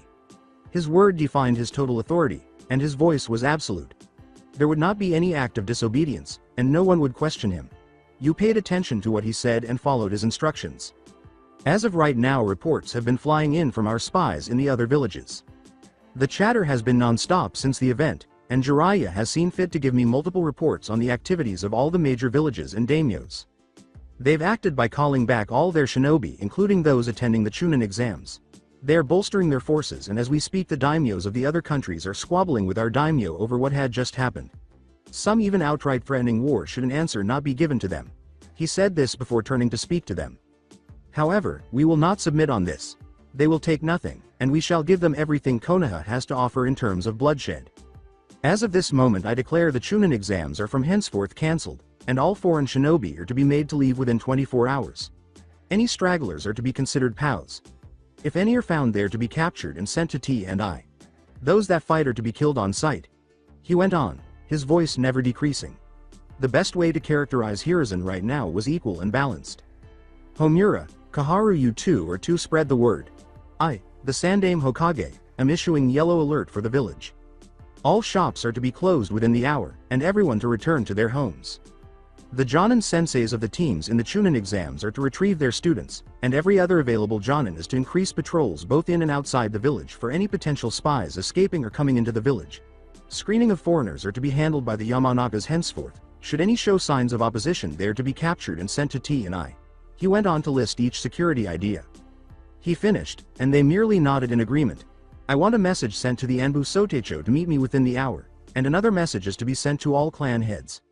In preparation for possible war, I am issuing for the reformation of the War Council. Is that understood? He said. They knew they couldn't convince him to change his mind after they saw his eyes. He gave the order, and they silently followed it. And also, the Anbu detachment I sent alongside Mitarashi Anko are to report back to me immediately. Now go. As they disappeared in a whirl of smoke and leaves, their bodies tensed and moved like shinobi for the first time in years. Hiruzen returned his attention to surveying his village as they vanished to fulfill his promise, gazing up into the hazy, cyan sky that had been left behind by the phenomena. His eyes glazed over at what he had seen, and a frown wrinkled his features. Power. Unrestrained rage. In its majestic splendor, it is terrifying. His thoughts started to shift, and his eyes narrowed. I need to find out what that was in order to determine whether Konoha is in danger or not. I have seen far more power in my lifetime than that. His frown deepened as he thought of his errant grandson in nothing but blood, and he realized that even the Kyuubi's power from that night couldn't compare to that. Please be safe, Naruto, despite all of this chaos and more to come. He said this in a quiet prayer before opening his eyes when he sensed someone else was in his office. He said, Danzo. As an elderly man approached the Hokage in silence, he stood next to the Hokage, his cane clacking on the floor. You gave a call, Hiruzen? Hiruzen scowled in response to Danzo's response before giving his longtime friend a chilly look. We need to discuss war, Shimura Danzo. His eyes were cold, but his words were solemn. My first order, the reformation of Root. Before turning to face his leader, Danzo's lone eye widened in surprise at what he had just heard, but his shock vanished when he saw the expression in Hiruzen's eyes. This was not the elderly, frail man he had witnessed his friend grow into during times of peace, but rather the man of legend he was conversing with, the man he admired above all else. His features stretched into a smirk before he responded. "It will be done, Hokage. Sama." While the residents of the Forest of Death were conducting damage control in the central tower, those who had survived the forest were left to be managed by their senseis. Some of these individuals were from other villages, including Kumo, Iwa, Suna, and Kusa. However, neither the Konoha nor the Lone Auto teams were visible. As the senseis of these teams worked to calm the emotions of their respective teams, some of them were left to reflect on what had just happened.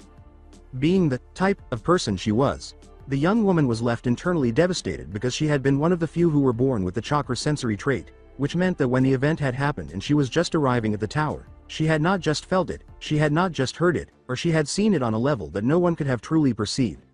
One red head, whose ruby wine red eyes took in the entire situation with a form of terror that rattled her to her very core. What I saw was so strong and dense that it felt like I was looking directly into the sun's core, but it was also so warm and bright that I couldn't believe it. The Auto team's sensei watched her with a certain amount of curiosity in his snake-like eyes, but she remained silent despite her teammates prodding because her mind was still reeling from what she had witnessed.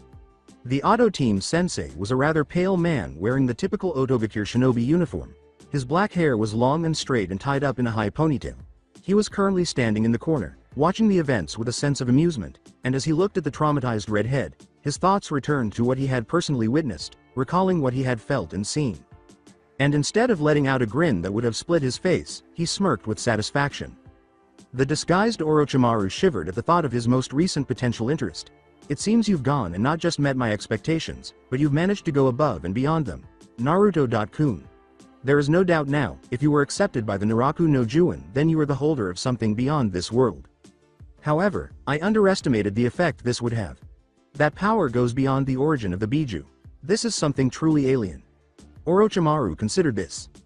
The effect was unexpected, so if his former sensei decided to cancel the Chunin exams, he would have little choice but to withdraw both the Suna and Auto forces. Orochimaru was more interested in what would happen during that period, even though it would give them time to bolster their forces. He was certain that Hiruzen would call back his forces, that Jiraiya would be a given, and that if the need arose, he knew his former sensei would be cunning enough to drive Konoha's fugitive princess Tsunade back to Konoha. It was a war protocol strategy. Bolster your forces in the event of total war, and if what just happened was any indication, there was a good chance that it would happen. After all, something, or better yet, someone, had just released a power that was unparalleled, even by the Biju. As history has shown, humans will thus struggle to control it, starting a new global conflict that will tarnish this already blood-stained world. But then again, what better way for Naruto-kun and Sasuke-chan to prosper than in the thick of war? Orochimaru smiled as he looked at the Suna team and then at their sensei Baki, who looked directly into his eyes. Orochimaru gave an order to the Suna shinobi, who scowled but gave the smallest nod of agreement. Orochimaru then turned to face the Suna siblings, and his grin only deepened when he saw the Ichibi's Jinchuriki. Sabaku no Gara, the youngest daughter of Yondaime Keisuke Rasa, was as unstable as they come, but in contrast to her normal personality. A dull human being that concealed the psychopathic killer underneath. It now appears that the girl was experiencing the same emotions that he had, albeit of a different kind. She was a strange sight to see, though, in contrast to her personality on the outside. Her shoulder-length spiky red hair would almost make someone mistake her for an Uzumaki, and her fair skin contrasted sharply with her blood-red hair and teal eyes. She was already developing into a stunning young woman who would have drawn attention from many if it weren't for her twisted personality. One characteristic that set her apart was the tonky black rings around her eyes, which appeared to be more the result of severe sleep deprivation. It took all of her strength to simply stay upright, but even that was a struggle in and of itself. The young girl was suffering, but not just from a sense of overwhelming fear. The very question of her existence was being threatened as the aftereffects of that power still overtook her. Her body, soul, and mind felt as though they were being pushed to the edge of oblivion and would either submit to this power or plummet to its doom. But she would find support that she didn't even anticipate. From what she considered to be her mother, that power. It was similar to father, but different as well. Was this what you spoke of, father? Whoever released that power, is that the person you spoke of? Shukaku asked itself before deciding on a course of action. For centuries, Shukaku and its brethren suffered from the machinations of mankind, and as the youngest of them all, Shukaku developed a persona of a short-tempered entity that would lash out at anything or anyone that crossed its path. However, in this one and only moment, the power washed over the Biju, literally cleansing it of all the hatred it had accumulated over the centuries, allowing it to think freely without the influence of its anger taking control. Now that it was free of its hatred, Shukaku intended to identify the source of this power and start taking action, with the vessel's mental health being the primary goal. "Girl, no, Gaara, you have to find the source of that power no matter what," Shukaku said to the girl. "Find the one who released it, and I promise you will find meaning in your existence." In contrast to the other times it had spoken, this time its voice was very clear. There were no threats or calls for violence, it was simply calm. She knew better than to question the voice because she had been raised, led, and protected by it. "Yes, mother." Shukaku scowled at her response and resolved to correct her later on about who he was, but for the time being, more important matters took precedence. "All right, but work on stabilizing yourself for the time being and seize the opportunity when it arises." Gaara frowned and then gave the mental equivalent of a nod when the Biju said, "You will have my full aid when that moment comes." But as she started to calm down from the effects of the power on her, for some strange reason, a picture of a Konoha shinobi appeared in the back of her mind. It seemed to be a representation of what the power was, or maybe it was the look of the person who used it. The image was of a smiling, golden, spiky-haired fool, but his blue eyes conveyed a serious emotion that she was all too familiar with. Even though her brother and sister might have noticed and been a little alarmed by the uneasy smile that appeared on her face, for her it was a means of expressing her relief, no matter how slight. "At least I have a face. All I need now is the name of the man who can make my life meaningful." Everything happened so quickly. There was absolutely nothing she could say or do. As soon as Naruto lost consciousness, time seemed to stop, and they were all on edge because of what happened next. The Sandaime Hokage has ordered the Chunin exams to be cancelled going forward, and the village is currently on alert. Because of the increased risk of war, Code Yellow has been established. Each sensei is responsible for gathering up each Konoha Chunin applicant and bringing them back to the academy for a debriefing. Any foreign shinobi who do not depart within the allotted 24 hours will be deemed prisoners of war. Anyone who opposes will be immediately killed. She heard that from her own sensei Kakashi, who had shown up at their location with the senseis of Team 10 and 9. It was the first time she had ever seen Kakashi so serious, and it made her a little uneasy, but she kept a strong head on her shoulders, not just for herself, but also for Sakura, who was now essentially a basket case. And she stared at the unconscious form of their battered teammate with an unguarded amount of shock and sorrow. She couldn't really blame her either, because she hadn't moved her eyes yet either. Sasuke, or Uchiha Sasuke as her mother had named her from the moment of her birth, was experiencing a range of emotions since she ripped off her disguise. She was reminded of moments in her life before she was forced to hide who she really was, of when she was just a child, free from the burden of living in Itachi's shadow, the jealousy of competing for her father's attention, and the need to constantly train with her brother. Despite the fact that it left her deeply scarred, those were moments of her life that had been preserved in her soul. In the early tender moments of her childhood, she made her first friend in a child her mother spent as much time with as she did at the orphanage. A little boy who was shunned by the entire village but who was adored by her mother, and a boy who would go on to become her first friend. A battered and beaten boy stood in front of her, his grin full of bloody teeth was strong in spite of the pain he was in. Blood sprayed into the air, overshadowing that cloudless full moon sky. "Suko-chan, I won't allow anyone to harm you. For as long as I live, I will not allow anyone to harm you because you are my friend." As she gazed at Naruto, who was being carried on Kakashi's back while Sakura was being held in a fireman's carry in his other arm, her frown turned into a scowl. She had to turn her head away from his battered and beaten form because it only reminded her of those memories. Stupid Dobi. As he led them out of the forest, the final member of the four was in a state of mind that his 3 students would have been surprised to learn about. His lone eye was narrowed as his thoughts led him down an unsettling path.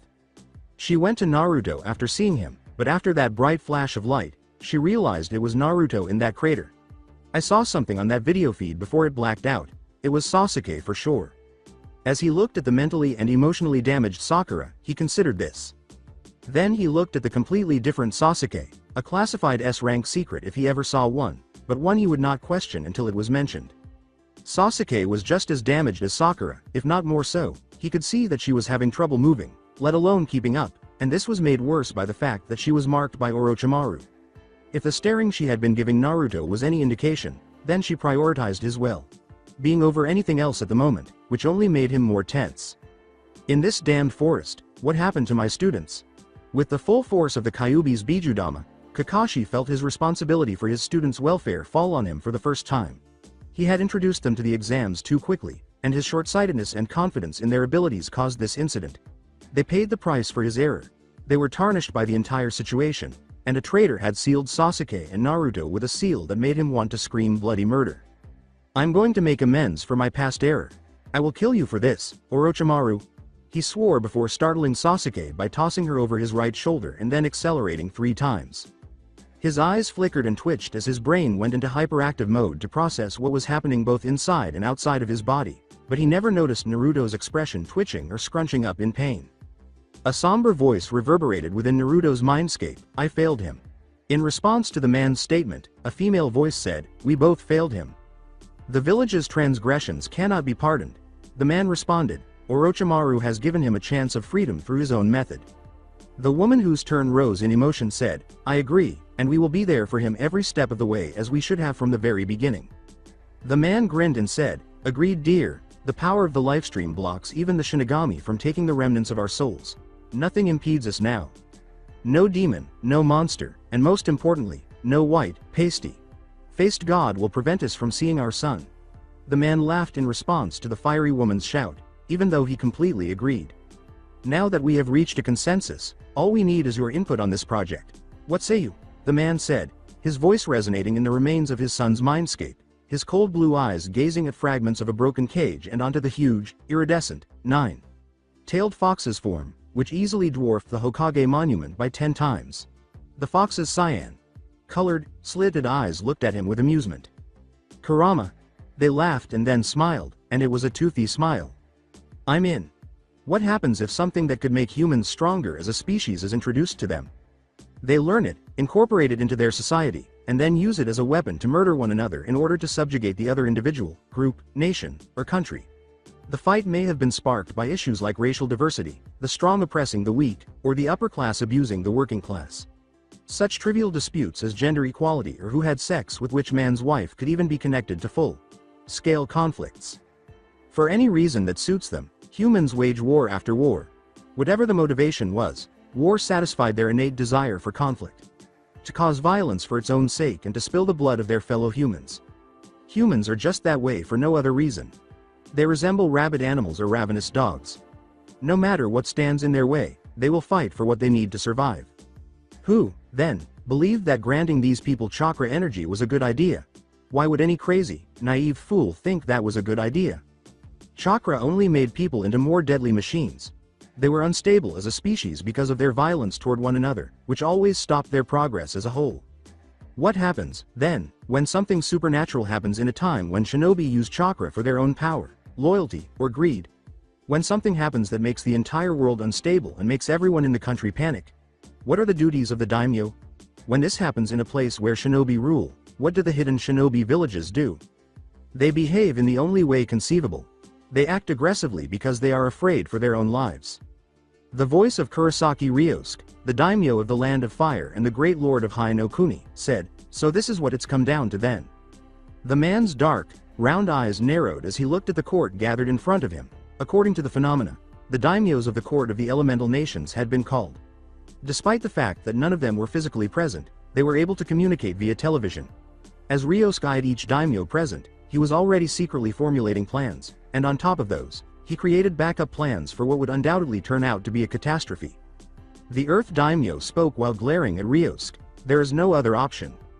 We've yet to come to a general consensus on the topic. You've proven unrelenting on any information on whatever that thing was. For that reason, none of us can stand idle any longer, Ryosuke. We cannot let a potential unknown element threaten to destabilize the balance of power we'd held so dearly for more than a century. It is for that reason, both Iwa no Kuni and Kaminari no Kuni along with all its allies shall come down upon Hai no Kuni with the full force of its combined military might. Goodbye, Ryosuke. The Earth Daimyo said prior to him, and the others cut ties with him. Ryosuke leaned back in his chair and clasped his hands together after they had finished.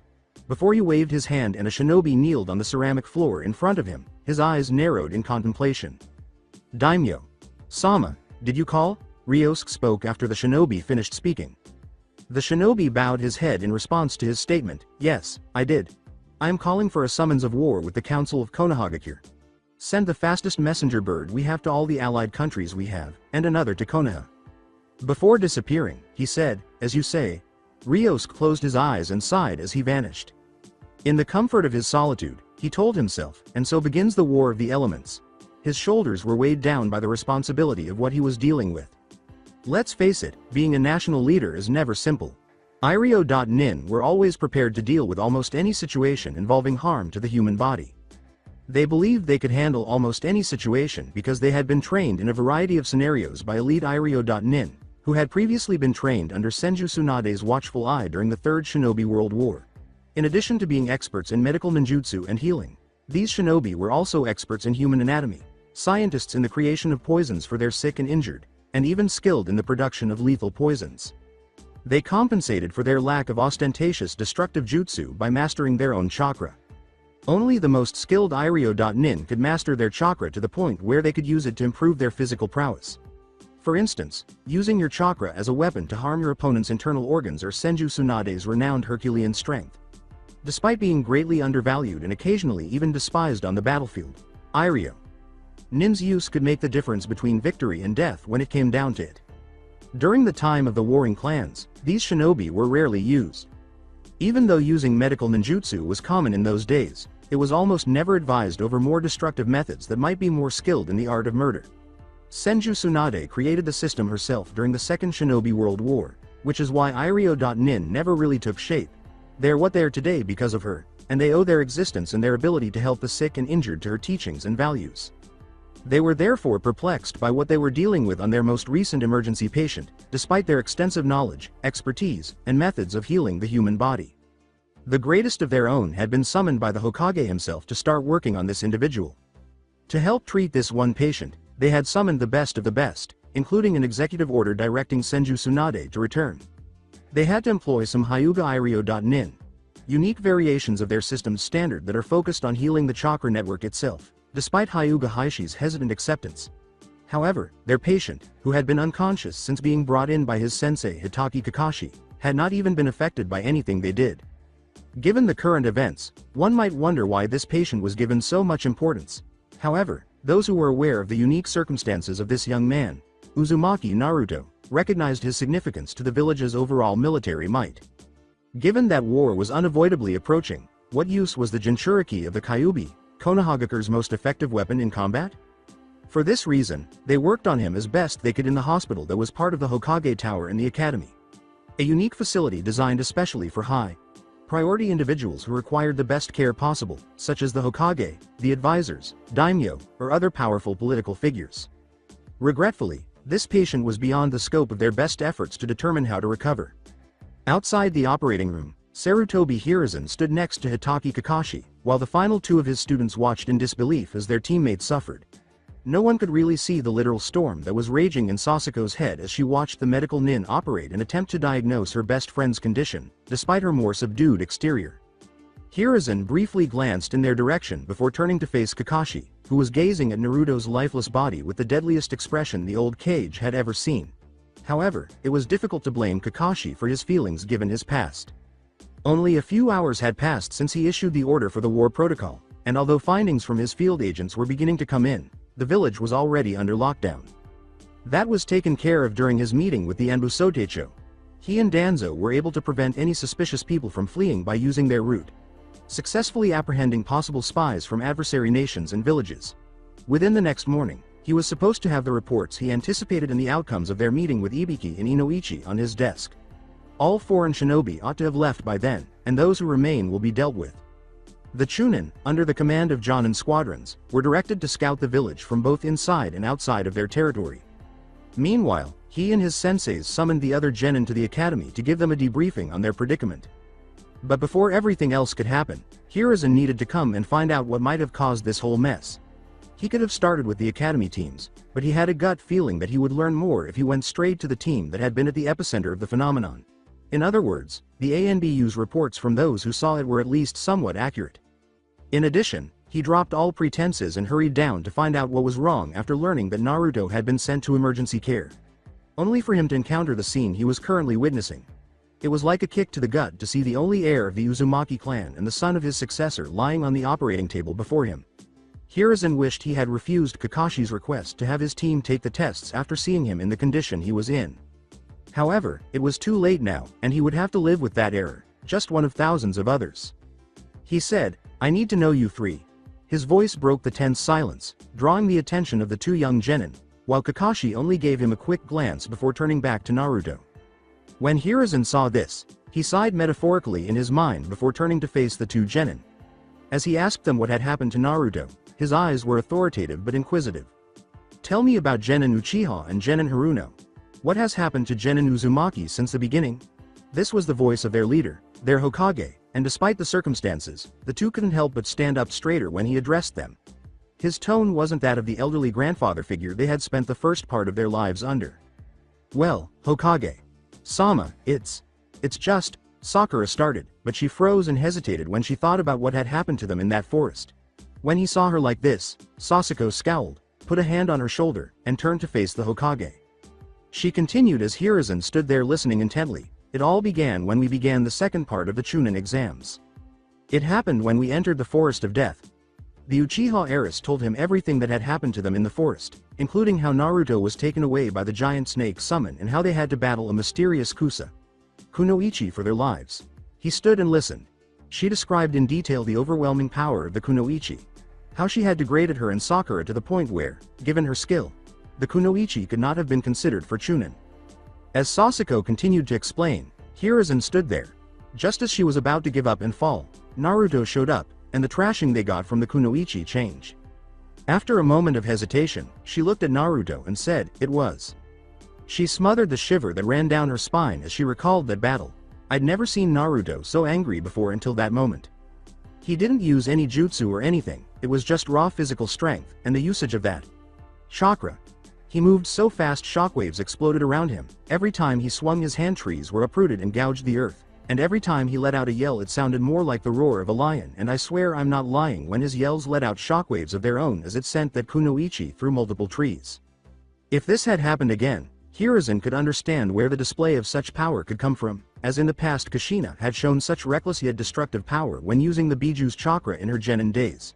However, the difference between Naruto and Kushina was of a different sort simply because of that.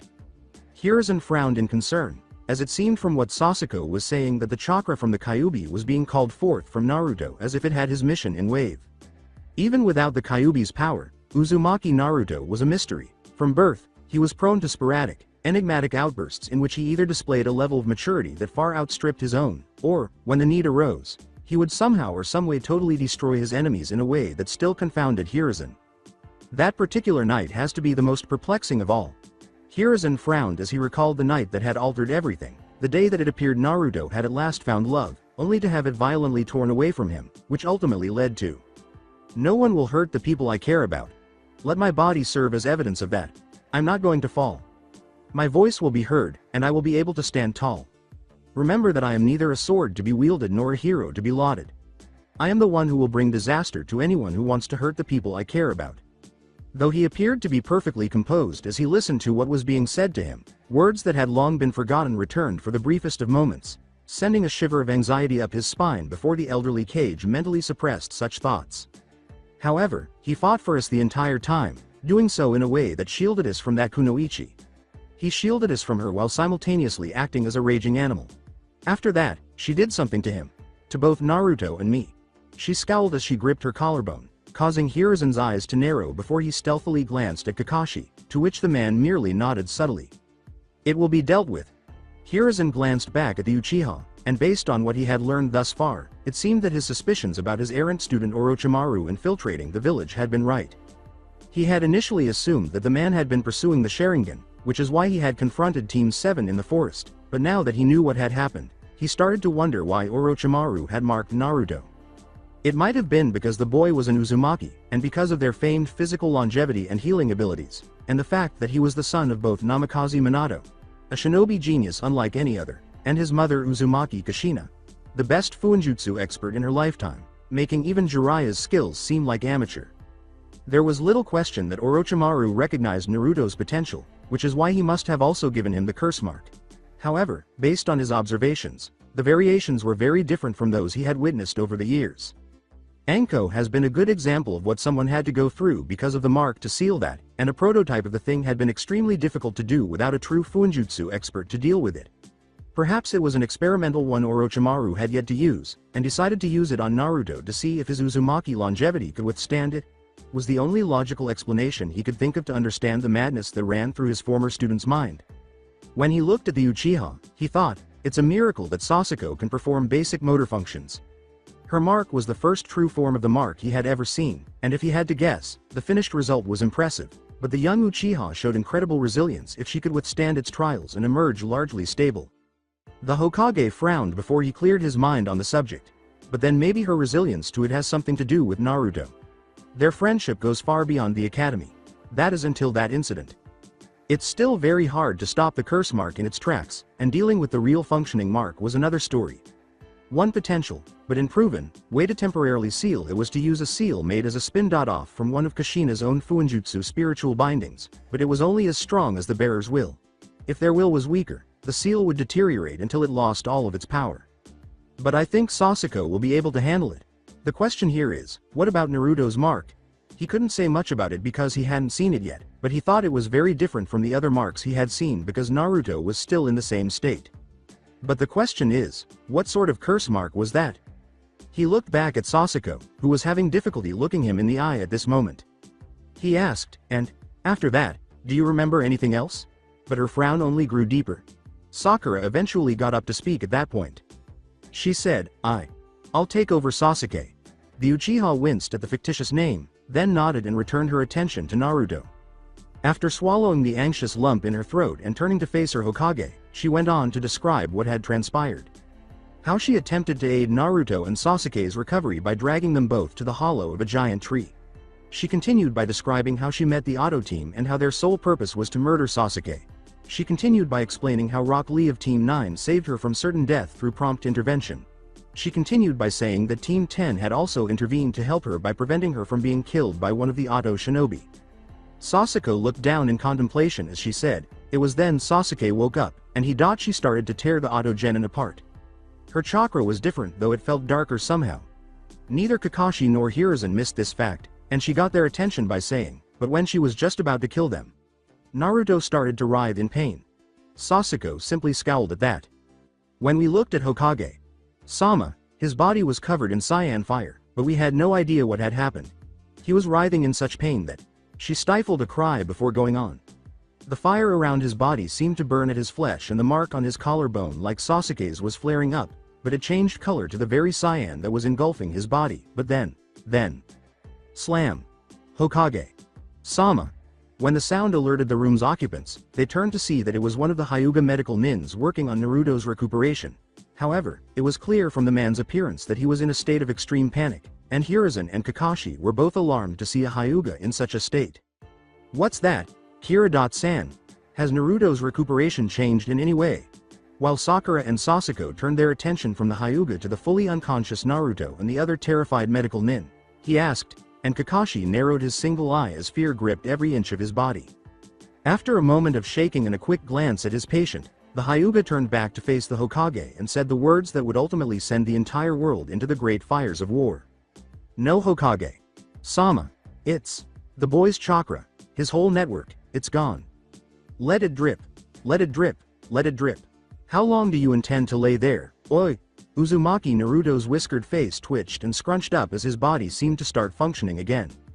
He felt as though he had lost most of his feeling and basic motor skills after what felt like the longest sleep he had ever experienced. He felt a certain numbness running through his arms, hands, legs, and feet, and as blood, or in this case, the mental figurative form of it, flowed through him once more, he experienced a ticklish sensation on the tips of his fingers and toes. But that was also when he started to feel the atmosphere outside his body. His body twitched once he started to feel for his surroundings, but his basic survival instinct as a trained shinobi and years of childhood honed this sensation to such a degree that he was able to sense anything down to the smallest insect that had an ounce of chakra. But that was the issue. He felt nothing. It felt like he was waking up in a very deep hole, or some kind of abyss, because there was no air, no warmth, no cold, no light, no darkness, no chakra, no energy from the forests of his home, no sense of the grass swaying beneath his hands, no sense of the scent of anything. Will you continue to lie there, please? You know, we have things to do. A loud, irritating voice continued to reverberate in his skull, and his brow twitched.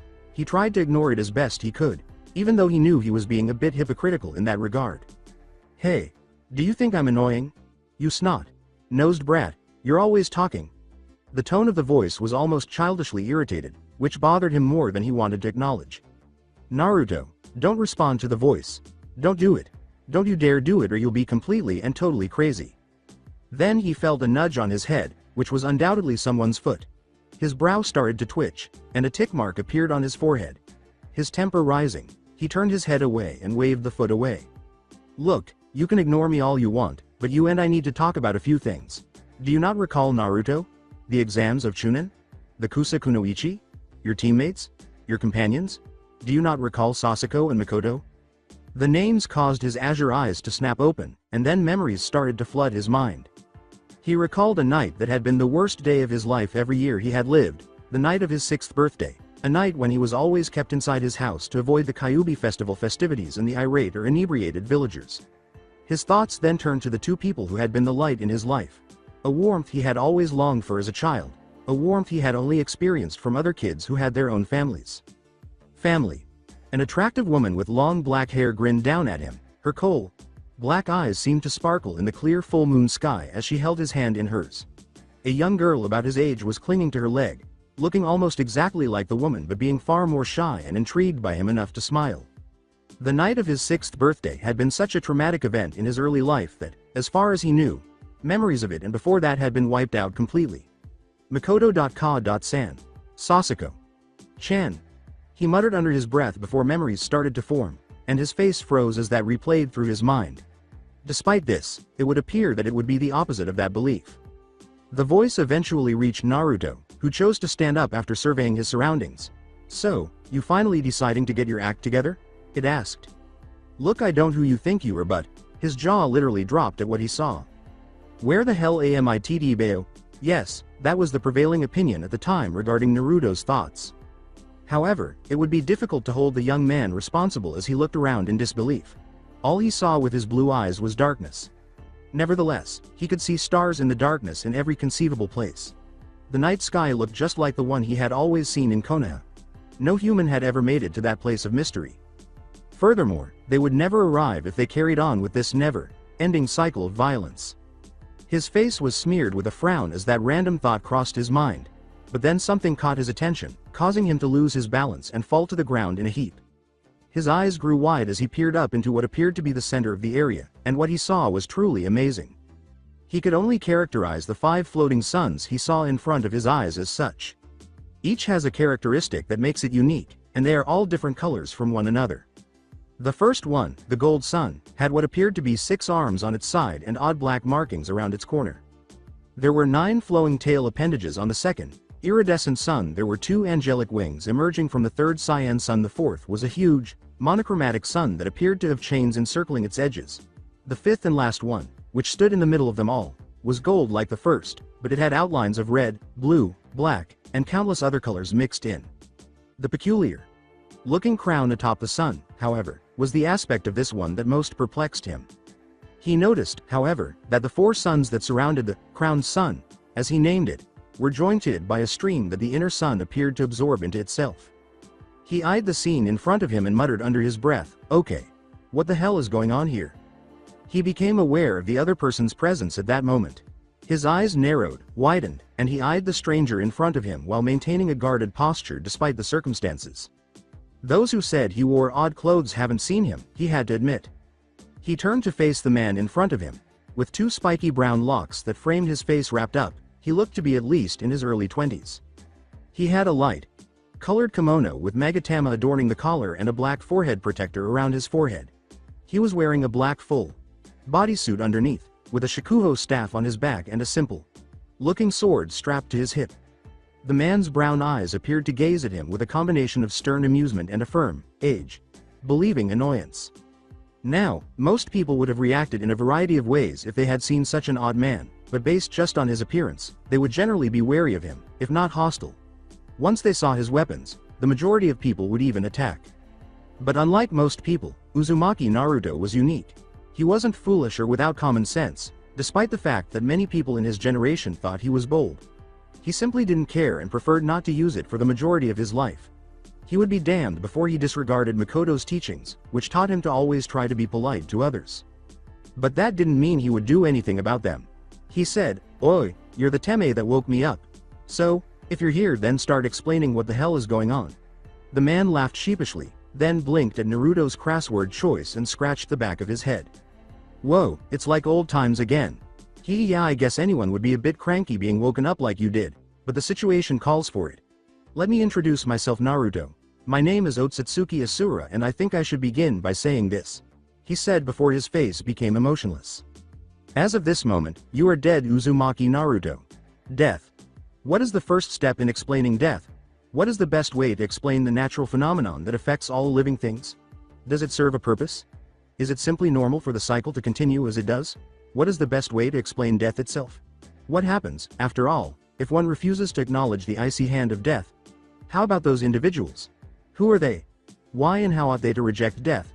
What distinguishes them from the rest of humanity? Death was all too familiar to the elemental nations, the one supercontinent on one lone planet, a tiny, inconsequential star in a sea of others. Death hung over the world like a veil.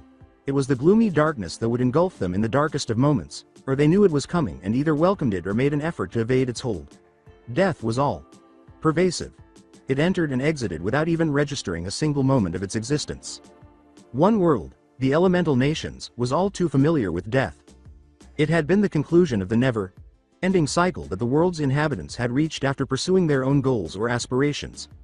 Overly ambitious people started wars that resulted in the slaughter of incalculable numbers of people on all sides and genocide.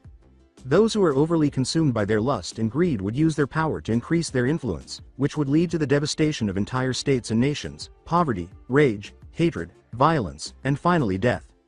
Even so, there have been numerous instances of people passing away in hundreds of thousands of different ways, and even fewer instances of people making references to death itself.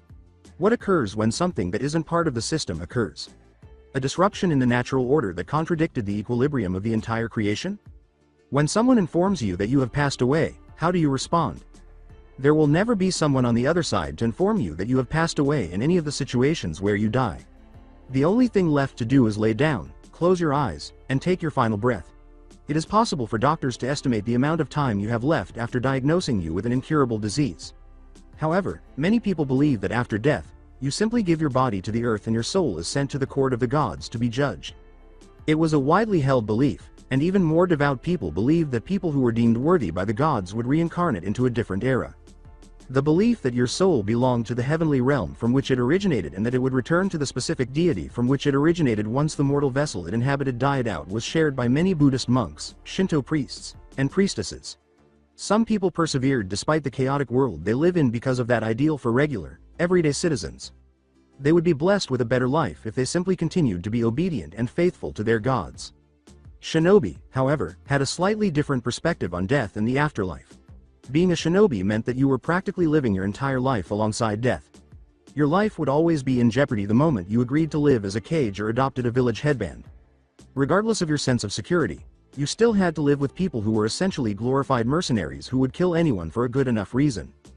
That's why shinobi were cynical. They believed that life was erratic and short. They kill people without even thinking twice.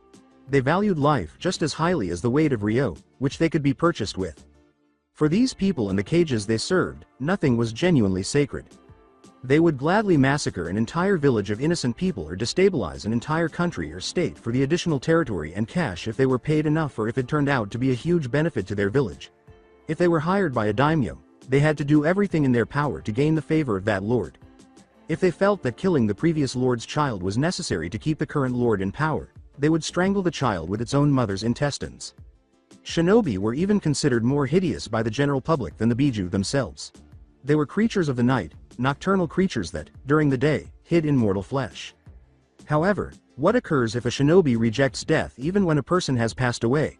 Some would speculate that they would return as a demon of darkness or an oni. Maybe they would become something like an abomination, engulfed by their own remorse or transgressions.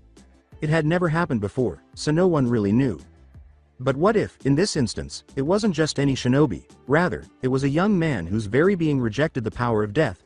The death of a young man whose life was predestined to save the world from a living nightmare, but whose very existence was predestined before his conception.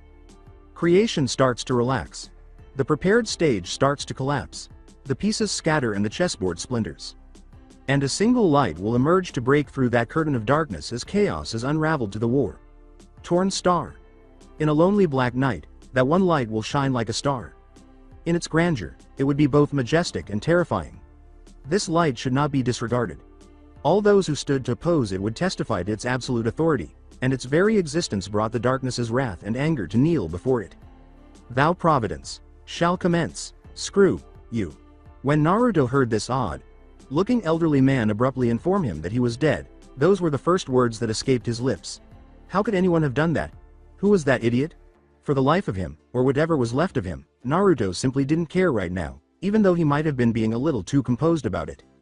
At Naruto's answer, the elderly man who identified himself as Asura stood there, his jaw slack. He opened his mouth to speak, but nothing came out, and Naruto just looked at him as if he were a spooky old man. The man said, Excuse you?" with a look of surprise and confusion on his face. Naruto crossed his arms after squinting his eyes. An irritated look went across his whiskered face. He stood there staring at him with his mouth open for a few seconds before he blinked, and his slight surprise instantly disappeared into a facade of indifference. "I said screw you, old man. I don't know what your game is, but to say I'm dead? I'm Uzumaki Naruto and I'm not gonna die till I become Hokage, you got that?" he exclaimed. Asura's and Naruto's eyes met with firm brown orbs and blue eyes that were defiant but equally strong, and for a moment, neither of them spoke. That is, until something happened inside the area where Naruto was standing. Asura's words flowed out of her mouth in a way that affected Uzumaki Naruto in an odd way. Asura's words created a ripple effect that destroyed all false pretenses and the existence that Uzumaki Naruto had created for himself in that one realm where everything and nothing mattered. Naruto's eyes widened as he said, "You and I both know that is a lie. A fabrication of what you want people to see so that they don't see what lay underneath." Not just because of what the man said, but because he knew deep down that this man was only telling the truth. That's not true," he retorted firmly. However, because of the hesitation in the boy's voice, he denied it, but the man was unfazed. Unfazed by Naruto's response, Asura went on, "You played the part of a joker, a trickster to make other people acknowledge your existence. You play jokes on people and yourself so people will laugh even if it's at you. However, as you and I stand here today, I will say this now. As Uzumaki Naruto, you died with a life of nothing but masks and deception. You hid in the shadows, hiding who you were, the Naruto that was born that night." His words were relentless and firm, causing Naruto's eyes to widen even more. "Oh. After that night you put up a mask to hide what you were. The night Mikoto was hurt trying to protect you. When she was put into a coma due to her injuries and the mental and emotional scarring done to Sasuke changed you, Naruto. You can try to deny it all you want, but you can't deny it to me, for I was there and I saw what you turned into to protect them," he continued. His words were like swords that penetrated Naruto's flesh. The blonde's eyes were shadowed by the bangs of his disheveled, spiky gold hair, which revealed his own ebbing and flowing feelings about the situation. Shut up." Asura was walking around Naruto's trembling form, far from finished. The Naruto I saw had become a cold, yet firm entity. He couldn't even be called human, nor was he a monster either. No, the Naruto I saw that day was like a sword. You stood before the adversity of such overwhelming odds with an air of supreme authority. You were cold, firm, yet majestic like that of a well-made blade. Your words brought them all to kneel before you, and in the end it was you who decided their fates that night," he stated, causing Naruto to tremble further, but Asura chose to scold the blonde. "Naruto. You killed them. In the scenario of which you were about to lose the only bond of love you had, you threw aside all caution to the wind and let loose your most base instinctual desire to protect take over. You remember, don't you? You killed them not with the chakra of the Kyuubi, but something happened right then and there. A phenomenon inside a phenomenon. An item that didn't and shouldn't exist was given life in a place where death was all too present and reality was all too real. O king, my king, let thee light awaken, thou monarch from the eternal dream, and let thine light banish thee darkness away."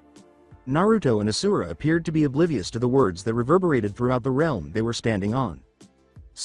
Asura sensed the abrupt shift in atmosphere, and his eyes narrowed. He stopped criticizing the blonde and instead chose to observe it, which caused him to smile inwardly. Naruto's shuddering ceased abruptly, and a lone blue eye gazed at Asura through his hair bangs with little more than a fleeting annoyance. His eyes were like twin pools of the deep blue sea, in contrast to his usual deep blue eyes that people would comment on. His eyes were glowing ethereally this time. Asura saw a multitude of things in those ethereal glowing orbs of azure, and it felt like she was being stared upon by the eyes of something otherworldly, an origin that belonged to something incredibly alien. Things that chilled him to the core of his being. Total power. Unmatched power. A life that was not in accord with reality.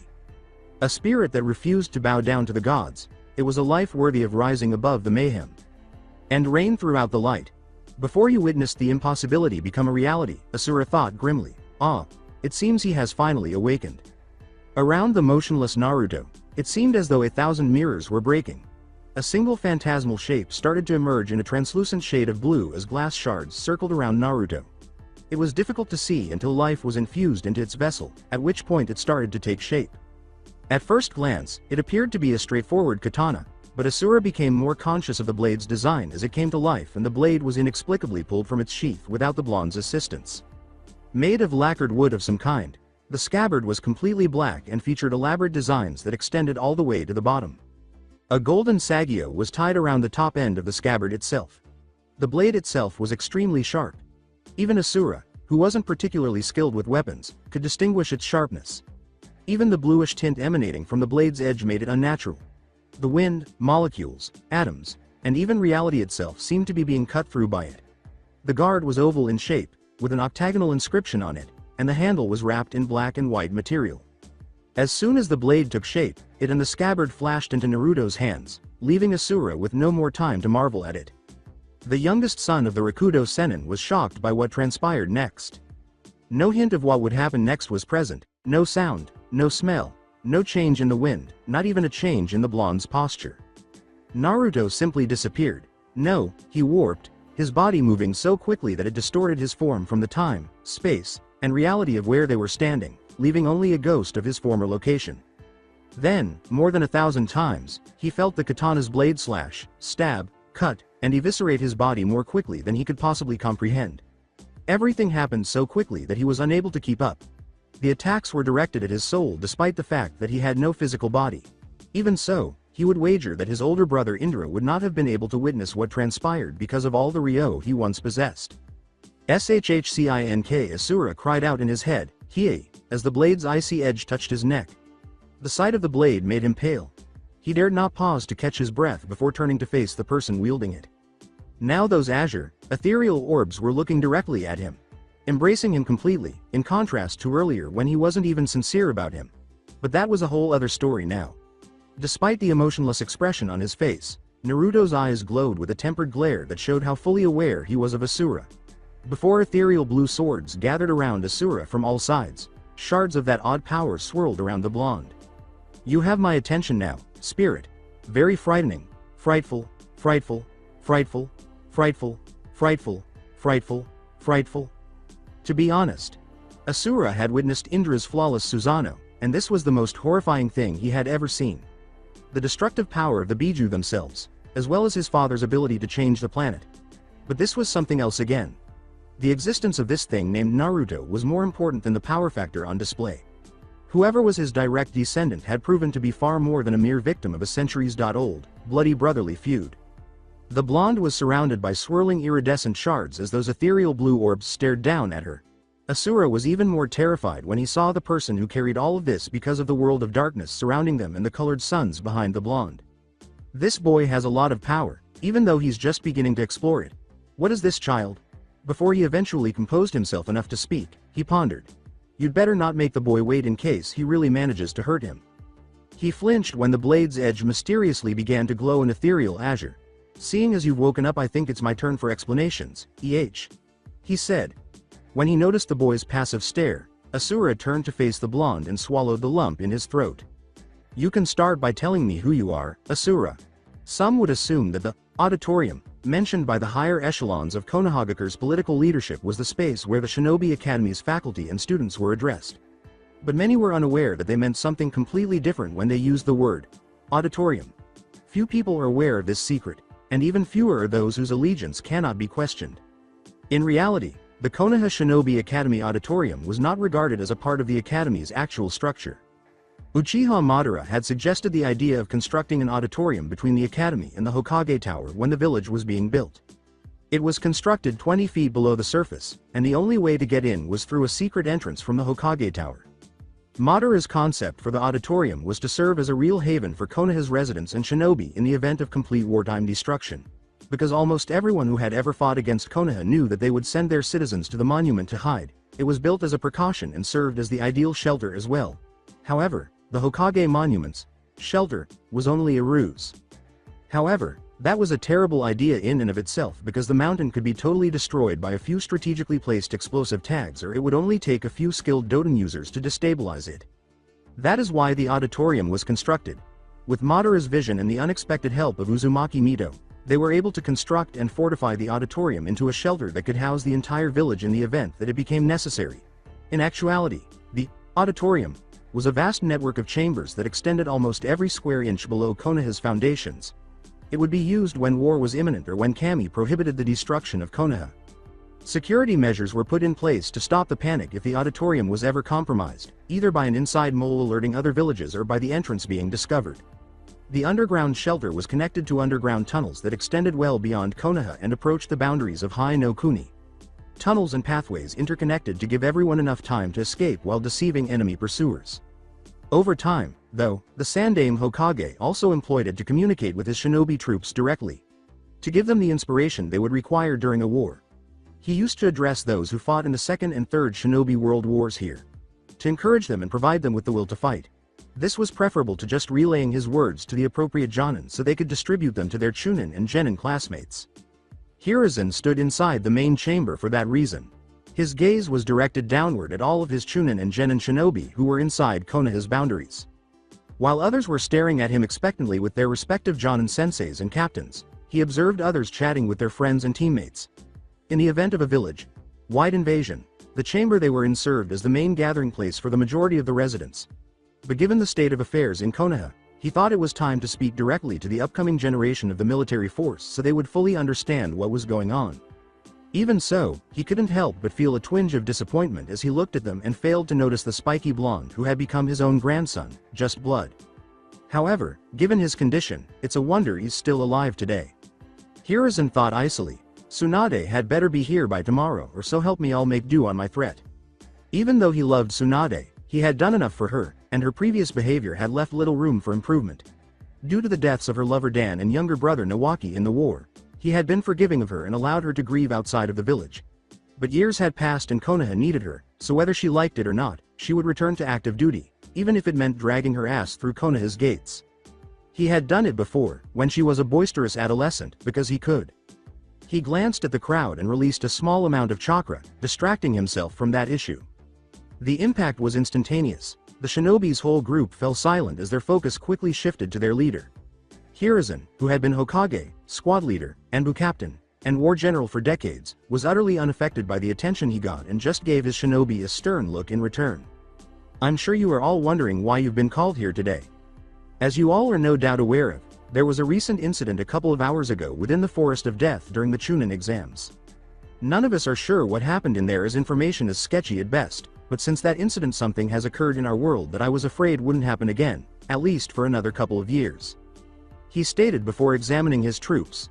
This was the point at which he would effectively crush their aspirations to become a Konoha shinobi. He would basically tell them all that he was sending them off to war at this point. It would be a war on all fronts, according to recent intelligence, and not just with shinobi. The Great Lord's War.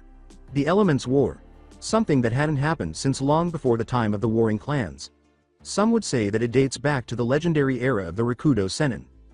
The disparity in scale was the cause of the difference in time between then and now. In a war with shinobi, the major warring nations typically owned shinobi villages, with a few smaller nations inexorably joining the fray. All things considered, it was relatively small in relation to the world itself. A war of the Great Lords, on the other hand, was a completely different kind of conflict. It involved more than a few nations. If the stories were accurate, a conflict of that magnitude would engulf the entire planet. Every nation would be affected. The daimyos of the main nations would gather their armies in the millions and use documents from the shinobi villages founding that date back a century to hire them to help fight the war. The possibility of a global conflict reviving the war industry would lead to an increase in mercenaries. This war would involve mercenaries, samurai, and shinobi. The whole continent would be involved in a real-world war. And now he was going to send these children in every way, to fight in a war like that. Kami, I detest my job. Hiruzen swore before continuing. 12 hours ago, right after the incident, we have been getting recent reports from our sources in the field. This information has led to drastic measures needed to be taken as of late. As we speak, Konoha had been put under yellow alert and all foreign shinobi have been ordered to leave our village within 24 hours lest they be considered POWs. All citizens within Konoha have been ordered to close shop and return home until said otherwise. All available Konoha Jonin and Anbu have been directed into the proper protocols. Which leads to why I have had your Jonin captain or senseis lead you here. I am here to inform you of something that will ultimately change your lives forever, according to him. He went silent as he assessed the reactions of his shinobi for a moment, but he wasn't let down. As of now until the unforeseeable future, Konoha as a whole has been contracted by Ryosuke Sama, the Lord Daimyo of Hai no Kuni, for an upcoming conflict with the other nations. As of this moment, Konoha has been enlisted into a world war of the great lords. At the thought, faces went into shock, bewilderment, and even fear. While some were trying not to hyperventilate after realizing the true nature of that notion of terror, others were not understanding what that meant. Even some seasoned Chunin had maintained their stony faces, and the Jonin were very good at maintaining their composure. Though he couldn't hold it against them, the newest Chunin and the other Genin weren't as composed. As they started talking, panic set in, and Hiruzen looked at the newest group of Genin. For a brief moment, he felt his heart ache, but he remained strong. As their leader, it was his responsibility to uphold this, even though he could see their fear, bewilderment, and even outright horror at it. He followed his sensei's instructions. Listen, Saru, to be Hokage is to be a beacon, a symbol of hope that your people can look to for guidance. They look to me in times of strife and despair. As Hokage, it is my duty to inspire and lead them, and when times are darkest as Hokage, we should always lead by example. They serve us, and in return the Hokage should always provide them with a semblance of hope that tomorrow will be better. Sensei was always pretty good with words, Hiruzen thought, smiling nostalgically, before turning to face his shinobi and speaking with a roar of passion. His voice boomed above his shinobi's frantic chatter. However, as Hokage, I want to ensure to each and every one of you that while the future may be bleak now, we will persevere. Let me remind you all of one very important lesson. A lesson that all of us should keep in our hearts and always remember when we feel like we're going to fall. We are the shinobi of Konohagakure. Each of us all have different dreams and desires, but the moment you were born under the great tree of Konoha, we inherited the will of our founders and ancestors. The will of fire burns brightly in all of us. It is what sustains us as a people. It is through that will that we are all family. We are all connected, and for the next generation to live in a better and brighter future, it is us who must endure this world war, and we will do so happily if only for the generations to come. We are Konoha. Shinobi. H words carried so much weight that it lifted the spirits of his shinobi, and predictably what followed eased the guilt in Hiruzen's heart. Yeah.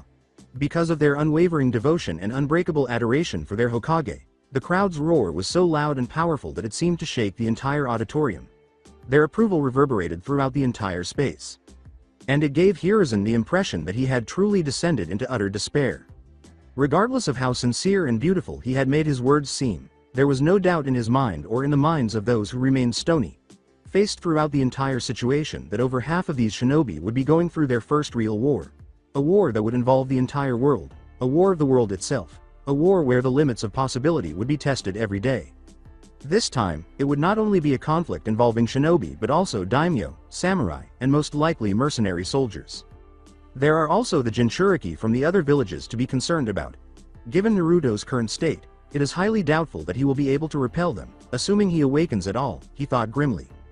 As both the Hokage and the man who had come to take Naruto in as his own adopted grandfather, his visit with the doctors treating him and his team had been terrifying.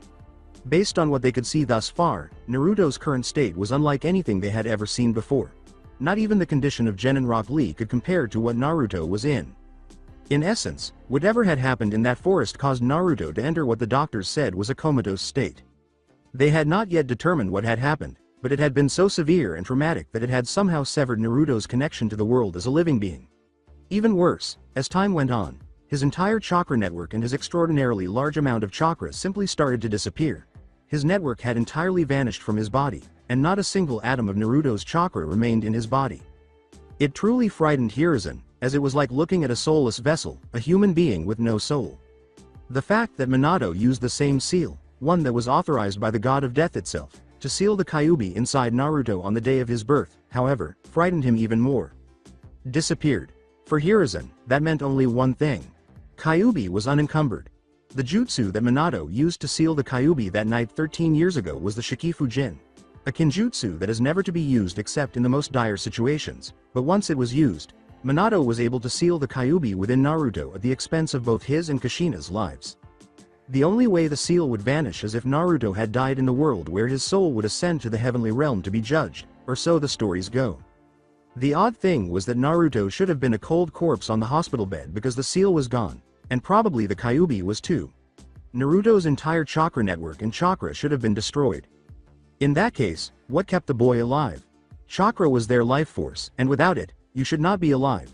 That was the planetary law of this world, and to break it was like being viewed as something wrong, a mistake, a failure in almost every way. It went against everything they had ever known about the relationship between the human body and chakra. Without chakra, a human could not survive. That was just a basic fact of life. Everyone had chakra, from the strongest shinobi in the world to the tiniest little bug.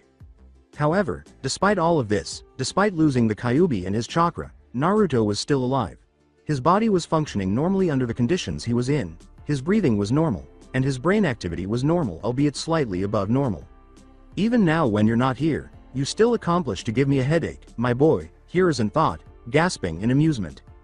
Acknowledging that his thoughts had strayed for longer than he had intended, the elderly Hokage glanced at his shinobi one last time before speaking with a somber expression.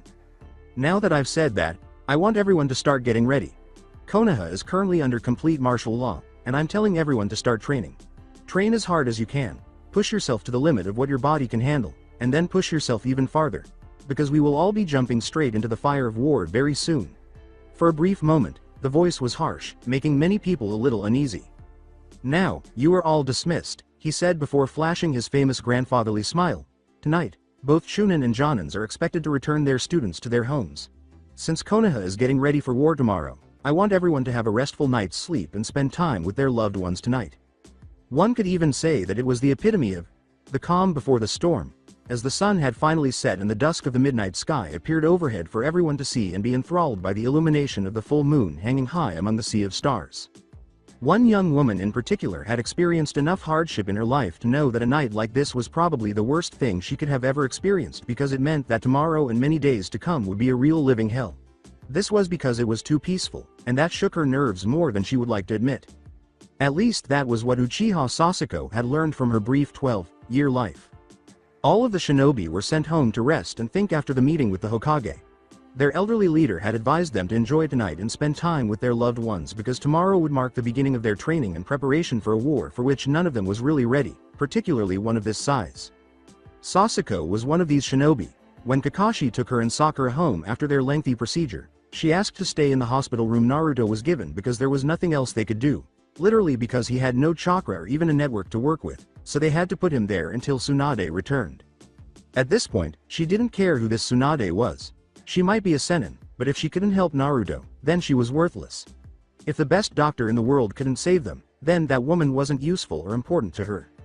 In order to ensure that only those authorized by the Hokage could enter, the Sandaime at least had the decency to place Naruto on the personnel of priority, top floor of the building. Anbu personnel trained by the Sutaicho of the Anbu were personally stationed here, but they were never seen unless they wanted to be seen. This location was equally as secure as the one operating room in the Hokage Tower where Naruto was just before his movement, and Kakashi described the security as being quite stringent due to the numerous restrictions in place. Which, according to the rumors, would be the last thing you ever saw. Fortunately, there was another floor that allowed her to register for this one, otherwise, she would not be permitted to enter this floor. However, Kakashi made sure she was truly interested in being here when he brought her here, but she had made it clear that she had no other place to be, since she was only doing as her Hokage had instructed. Spend time with your family. Tisk. The only family I have left is you two. Uchiha Sasuke was not typically a young woman who gave in to her own feelings over personal or affectional matters. The only two occasions she had ever allowed emotion to control her were when she was still very young and much more likely to be attached to her mother's leg most of the time, and when she was timid and shy to the point where she could have been exactly like Hinata in that regard. The first time was when she harbored resentment toward her older brother Itachi over his slaughter of almost the entire clan. Her coal orbs took in the sight of her third teammate wearing what appeared to be a mask of indifference, but on the inside was a whole different matter. This was the third time she had ever allowed herself to be overcome by her emotions, and it was for the young man she was currently staring at. Her emotions were running high. Half of her wanted to leave immediately to avoid the nightmares that she knew would return, especially now that Naruto was in this state. The other half of her wanted to climb into his bed and cuddle up to him and hold him like they used to do as kids, just to make sure he was safe and, by extension, she was too. Her mother had thought that was a very cute quirk when they were young, and Sasuke had apparently adopted it during the time she and her mother spent with Naruto. But she was powerless to stop herself. He was like the sun, bright, intense, and illuminating. A natural phenomenon that seemed to banish the darkness and chase away those nightmarish monsters that plagued her as a child. It had only really begun when they were children, but ever since that night, it had become clear that Sasuke had developed a sort of trauma that could only be eased when Naruto was around. Every time he was gone, she felt the world was just that much bleaker, more darker than it should be. The relationship between Naruto and Sasuke was difficult for some to understand and even for others to even consider. To start, when they first met, Makoto had taken her to the local orphanage when she was just 3 years old. She didn't know why at the time, but it had to do with internal clan issues and her mother's vocal opposition, which occasionally caused arguments between her and her father Fugaku. She didn't realize until later that her mother had effectively severed all ties with the clan except for her and Itachi, entering into a divorce agreement with Fugaku and winning custody in a custody battle with Itachi, while Itachi had chosen to remain with the clan for reasons she didn't know. Following that, her mother used money from her savings to purchase an apartment for them in Konoha's more residential area. It was located inside the village and far from the clan compound, allowing Sasuke to see what the city was really like on the inside, though at the time it did make her more bashful and shy because the surroundings had changed significantly from what she was used to. The following day, however, when she was taken by her mother to the nearby orphanage and met the spiky blonde, blue-eyed boy named Uzumaki Naruto, everything changed. The boy she would adopt as a brother. When she first met him, he had dragged her along to go and play despite the neutral looks or glares he received, but that seemed to stop instantly when her mother made her presence known to them. She was shy and timid, while he had been gregarious and energetic. To put it another way, hyper-active didn't do him justice. She didn't know how it happened, but she was glad to have Naruto because it meant she had someone to play with. Naruto was apparently the son of a woman who had been her mother's best friend when they were young, which was why she had adopted him after he had lost his parents. Now that I think about it, perhaps that is the reason Ka-san severed his connection with the clan. No matter who tried to stop her, Naruto had been very quiet when Makoto decided to adopt him. In fact, he had been so quiet that it bothered her. He had just stopped and stared at her mother for a long time, seeming to look at Makoto for the first time, taking in her appearance, her smile, and her voice, but his gaze went deeper than that. It was as if he had been looking straight through her mortal body and into her very soul to see what kind of person she was. Before leaping into Makoto's arms, Naruto had smiled, and what a smile it had been, possibly the biggest and brightest grin she had ever seen. She had never seen Naruto cry before until that moment. She had never seen him so joyful in her life. Then, on the evening of his 6th birthday, everything fell apart. They had come to harm him and attempt to murder him. There was bloodshed, a deep roar tore through the village, and a horrifying, spine-tingling scream ripped through the festive night sky. After that, Sasuke experienced a series of events that left him emotionally and mentally traumatized for days at a time. Death. Death was everywhere. The full moon was reflected by glass shards that ripped through the night sky. One sword swung, a slash that appeared to rip through the very fabric of reality. There was so much blood that it soaked the trees, the ground, and even the air. As bodies were literally reduced to nothing more than a blood-red mist, the air was filled with the odor of copper. In the middle of the slaughter field, a boy stood by himself. His ethereal blue glowing eyes gazed at her and her mother with only the purest kind of love he could understand.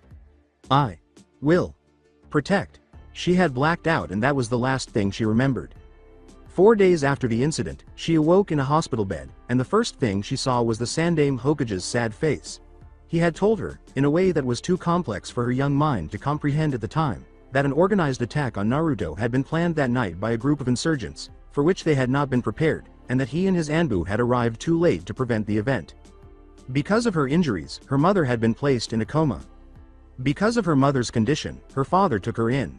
Naruto, too, After Naruto was placed in the Hokage's care, he was kept as far away from her as was humanly possible.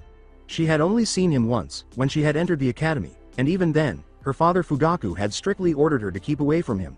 Ironically, she had not been allowed to see Naruto again until Itachi had killed the clan, leaving only her and Makoto alive. And yet, hello, I'm Uzumaki Naruto. Nice to meet you. She was under the genjutsu her mother had placed on her long ago, and she had changed in appearance from what she had been in the past, but she thought it would be obvious.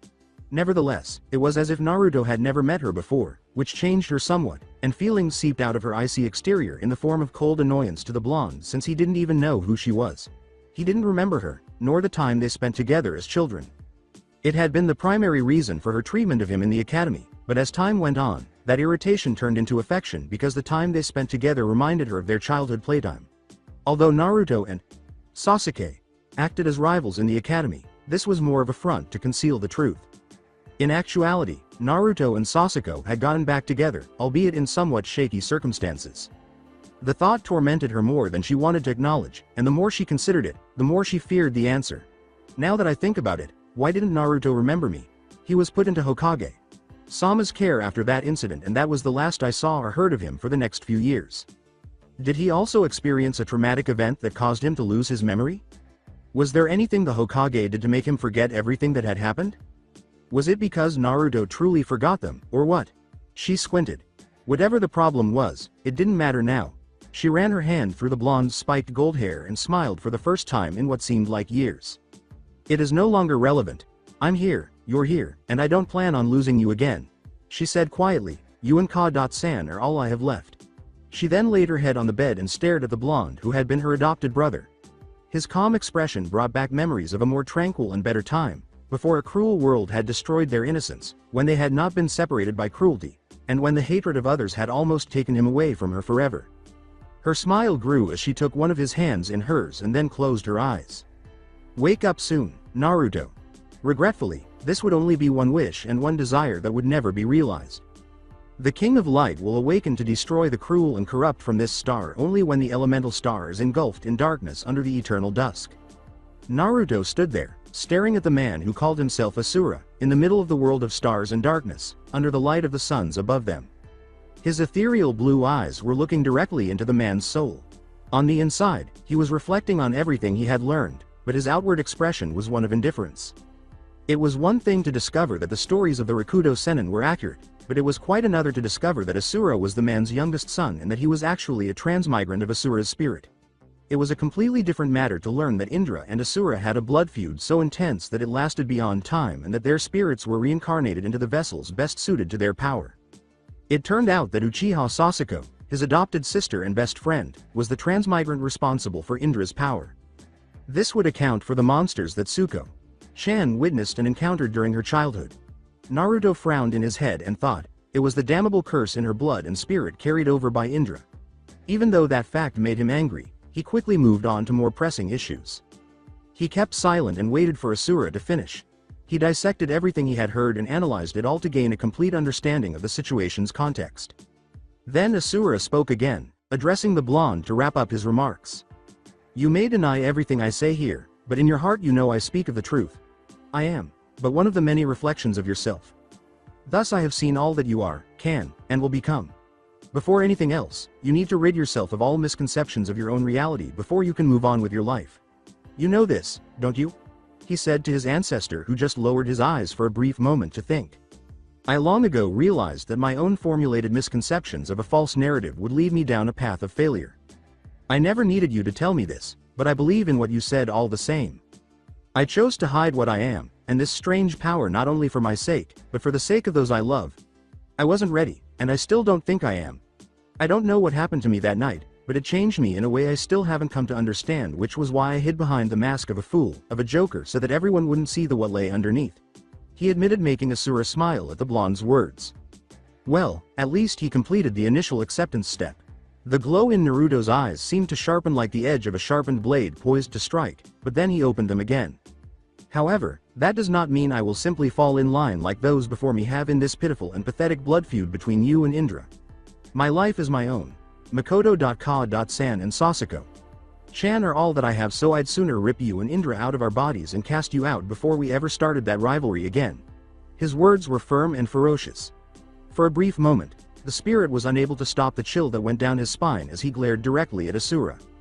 He was aware that this boy would survive on that threat in one way or another, and he wasn't particularly interested in that outcome. However, regarding that issue, Asura laughed and waved his hand, which made Naruto raise an eyebrow in perplexity. Believe me, Naruto, I'm more tired of that feud than you can possibly believe. It's lasted for so long that I've grown tired of it. However, that is not why I am here, Naruto, he said with a scowl. What do you mean by that? Asura looked from Naruto to the floating suns behind him and merely grinned pitifully. While it is true you are my transmigrant, you are much more than that. The reason I've appeared before you now is because you really did die in that forest, but your soul is stuck here in between the living world and the heavenly realm. Something occurred between the moment of when you encountered that Kusa Kunoichi and when you woke up prematurely to save your teammates, he said as his frown widened. Naruto said, yeah, that's right, you never did elaborate on that. All I can remember is waking up among the Green Sea, but then memories of my past life as Cloud Strife began to meld into my own. I talked with Aerith, but after that, I could feel my friends were danger, and I had to wake up. I had to protect them. Asura's smile darkened, but he was still proud of the boy. And that's where the problem lies, Naruto. When you and your past life as Cloud merged, it occurred under circumstances that should have happened much earlier. However, an outside element conflicted with this. I do not know his name, but it was an older man, possibly as old as your Sandaime Hokage. I do not know his name, but this is what he looked like, he said prior to imagining what occurred on the night he was born. Exposing an elderly man wearing a set of black and white robes, supporting himself with a cane, and being surrounded by oddly masked Anbu. Before putting a seal right over the Kyuubi seal, he stood over Naruto's crib in the hospital, his lone eye gazing down at the baby blonde. When Asura saw this, Naruto's frown only grew more intense, but something else was present instead of the rage Asura had anticipated. It was the measured determination of a young man who was prepared to go above and beyond to complete the task at hand. Whoever he is, I will kill him. Asura was unsure whether he should have been alarmed by Naruto's ethereal blue eyes or pleased that the boy was at last beginning to develop his own personality. You certainly will, but that isn't crucial at the moment. But what matters most is what's happening to you right now, he said, drawing Naruto's attention. What are you saying? You see, when the old man did that, it basically halted the merge of both you and Cloud's soul, and thus the longer Cloud's soul was stuck in limbo, the more sensitive his soul became to the lifestream that connects both this world and the world of Gaia. Asura sighed, briefly scratching his head. He started to explain after observing Naruto's bewilderment. When the Kusa Kunoichi attacked you and removed whatever seal was on you at the time, it had the effect of not only instantly merging your soul with Cloud's but always having the entire lifestream pushed through your body. Well, let me explain it this way. Aura extended his left hand, and a whirling ball of chakra appeared in the palm of it at once. Naruto was astounded to see how stable everything was and how the chakra was simultaneously traveling in so many different directions. He summoned another in his right, but this one was much larger and contained less chakra. Now picture Cloud's soul as this little orb and this, he said. This part is your soul. Therefore, as Cloud's soul was maintained in stasis, it gradually began to converge with the lifestream, becoming more and more like a single entity. In fact, he explained, so much so that Cloud's soul began to destabilize since he alone couldn't withhold all that power. To illustrate his point, the little blue orb that stood in for Cloud's soul immediately started to grow 3 times larger than the other orb, but it continued to grow and grow and grow, until it started to move erratically in too many different directions, and Asura explained something that caught his attention right before Naruto thought it was about to explode. Without saying another word, Asura slammed the 2 orbs together. What happened next wasn't a shockwave or even a power explosion, but rather that Cloud's much larger soul was instantly absorbed into Naruto's, causing the merge, and then Naruto's soul also started to change and grow in size. Just when his soul was about to burst, that Kusa Kunoichi destroyed whatever was stopping the merge, and while in the process of giving you that hiki, she also caused this to essentially happen. He saw the power within Naruto's soul start to act out before it basically broke off from the soul and formed into another sun entirely of its own, with the only link being the tendril he saw now. It soon grew so big that the orb lifted up all by itself and floated up to the suns above them, where it floated above the central sun to where it began to change into a gold color, only now it was becoming intermixed with other colors. Wow, what was that? With a look of confusion on his face, he asked, but Asura just sighed. To put it this way, The lifestream is basically the life force that binds this planet and Gaia together. The lifestream is still a basic energy that only chakra can relate to, even though its influence on Gaia is far greater. The lifestream is basically what chakra is on this planet. Since chakra is our very life force, the lifestream's violent clash with your own chakra and network as a whole occurred when it was slammed through the merging and into your body. He addressed the blonde, whose eyes had widened slightly at the information he had been given. This caused the lifestream's power to break off into a form of power in your body, but in the end it completely destroyed your chakra network. It absorbed your chakra and converted it all into the lifestream. Even though he was shocked to find his chakra and entire network gone, he was still troubled by a question. So, what became of the Kyuubi? He inquired, and Asura scowled at this point as well. I'm not sure about that. In a sense, Kyuubi and the other Biju were his siblings, and even though he couldn't have been there for them when he passed away, he still felt that they were his responsibility. I can't sense his presence in you any longer, but there is still a lingering attachment that links you both, but beyond that I cannot say for certain. But if my network and chakra are gone, would that be how I died? He asked Asura, who merely glanced at the blonde before shaking his head. I see, then is that how I died? From what I remember from the academy, anyone who suffers from chakra exhaustion can go into an extreme case of exhaustion to an outright coma. No, while it did bring you close to death, it wasn't the deciding factor for killing you. What you don't seem to understand is the matter of the soul itself. You see, Naruto, what you underwent wasn't a reincarnation, but a fusion of souls that was simply meant to be two halves of the same coin that were born separately. The soul is a powerful thing, but it is also very frail, and when they are shaken up too much they can be distorted and destroyed. And believe me when I say that a soul that's destroyed is a fate worse than death. His gloomy face was all that Naruto needed to understand the gravity of the situation. He was somewhat appreciative of the Kusaku no Ichi because of this. He questioned his spiritual ancestor. Then what happened? Don't leave out a single detail. Asura, for his part, glanced at Naruto before looking up at the suns. Asura pointed to the suns above them. Naruto's eyes widened as he took in everything Asura had said. To put it simply, your soul couldn't handle such a drastic event all at once, and it was damaged. You need only look up to see that for yourself.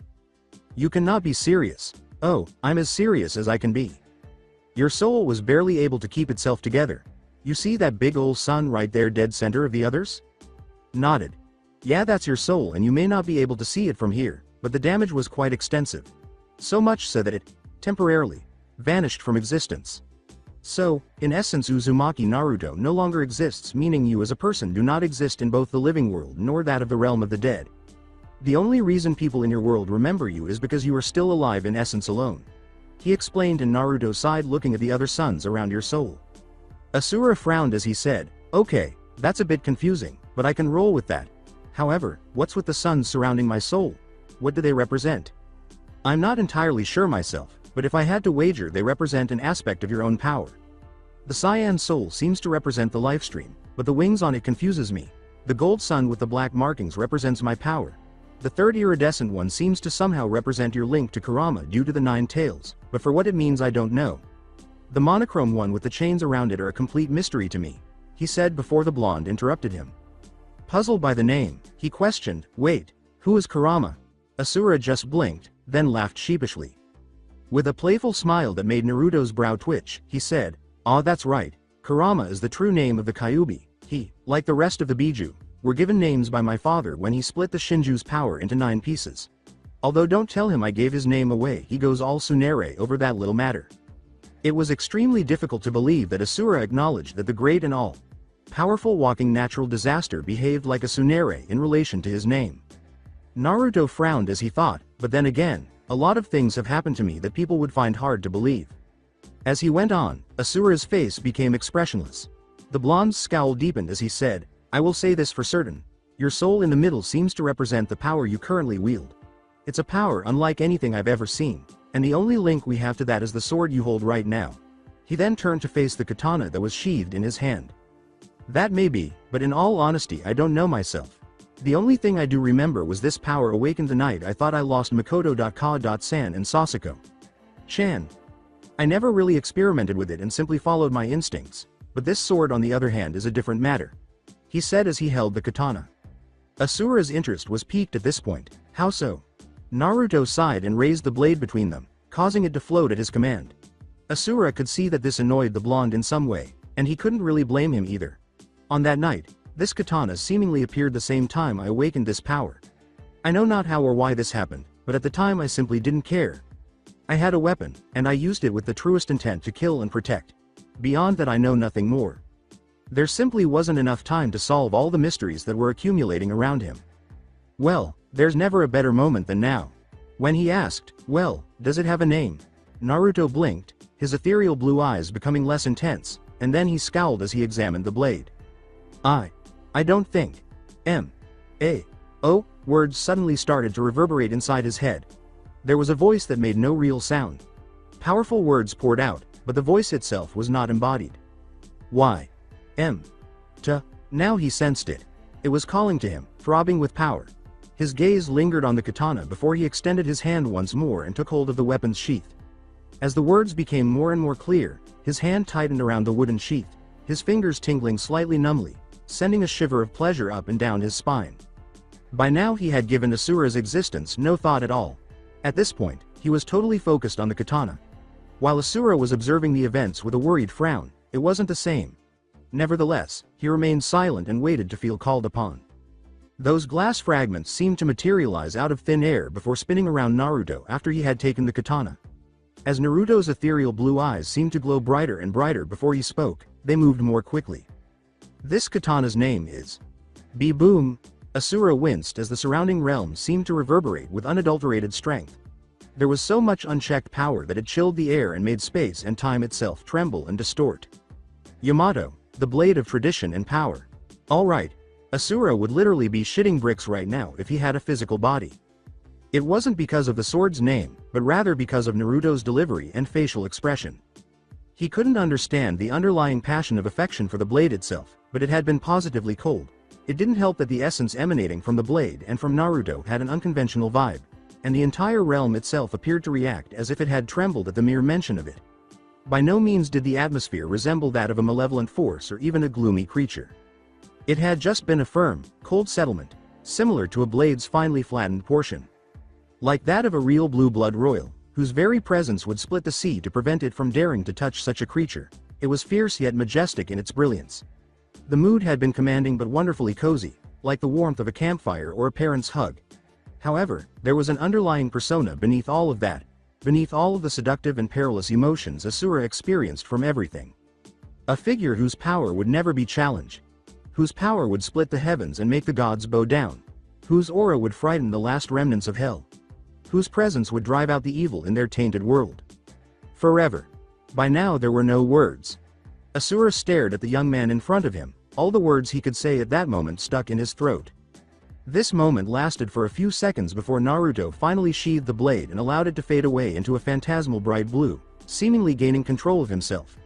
Naruto looked at the silent Asura as it disappeared, the ethereal light in his eyes shining brighter than ever. He looked into Asura's eyes for a long moment before the man collected himself and sighed. Now that we got that out of the way, perhaps you can start telling me how I can start fixing my soul, he asked.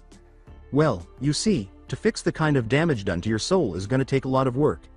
In fact, it'll take more than just me to aid you in this, which is why I think you will be a better person to aid you in this endeavor, he said with a scowl. He means me, my boy. What the devil? As he swerved to attack the person behind him, reflexes overcame his own caution and he summoned Yamato again, drawing it. Ting, now, we shall have none of that. I am only here to help you, Naruto.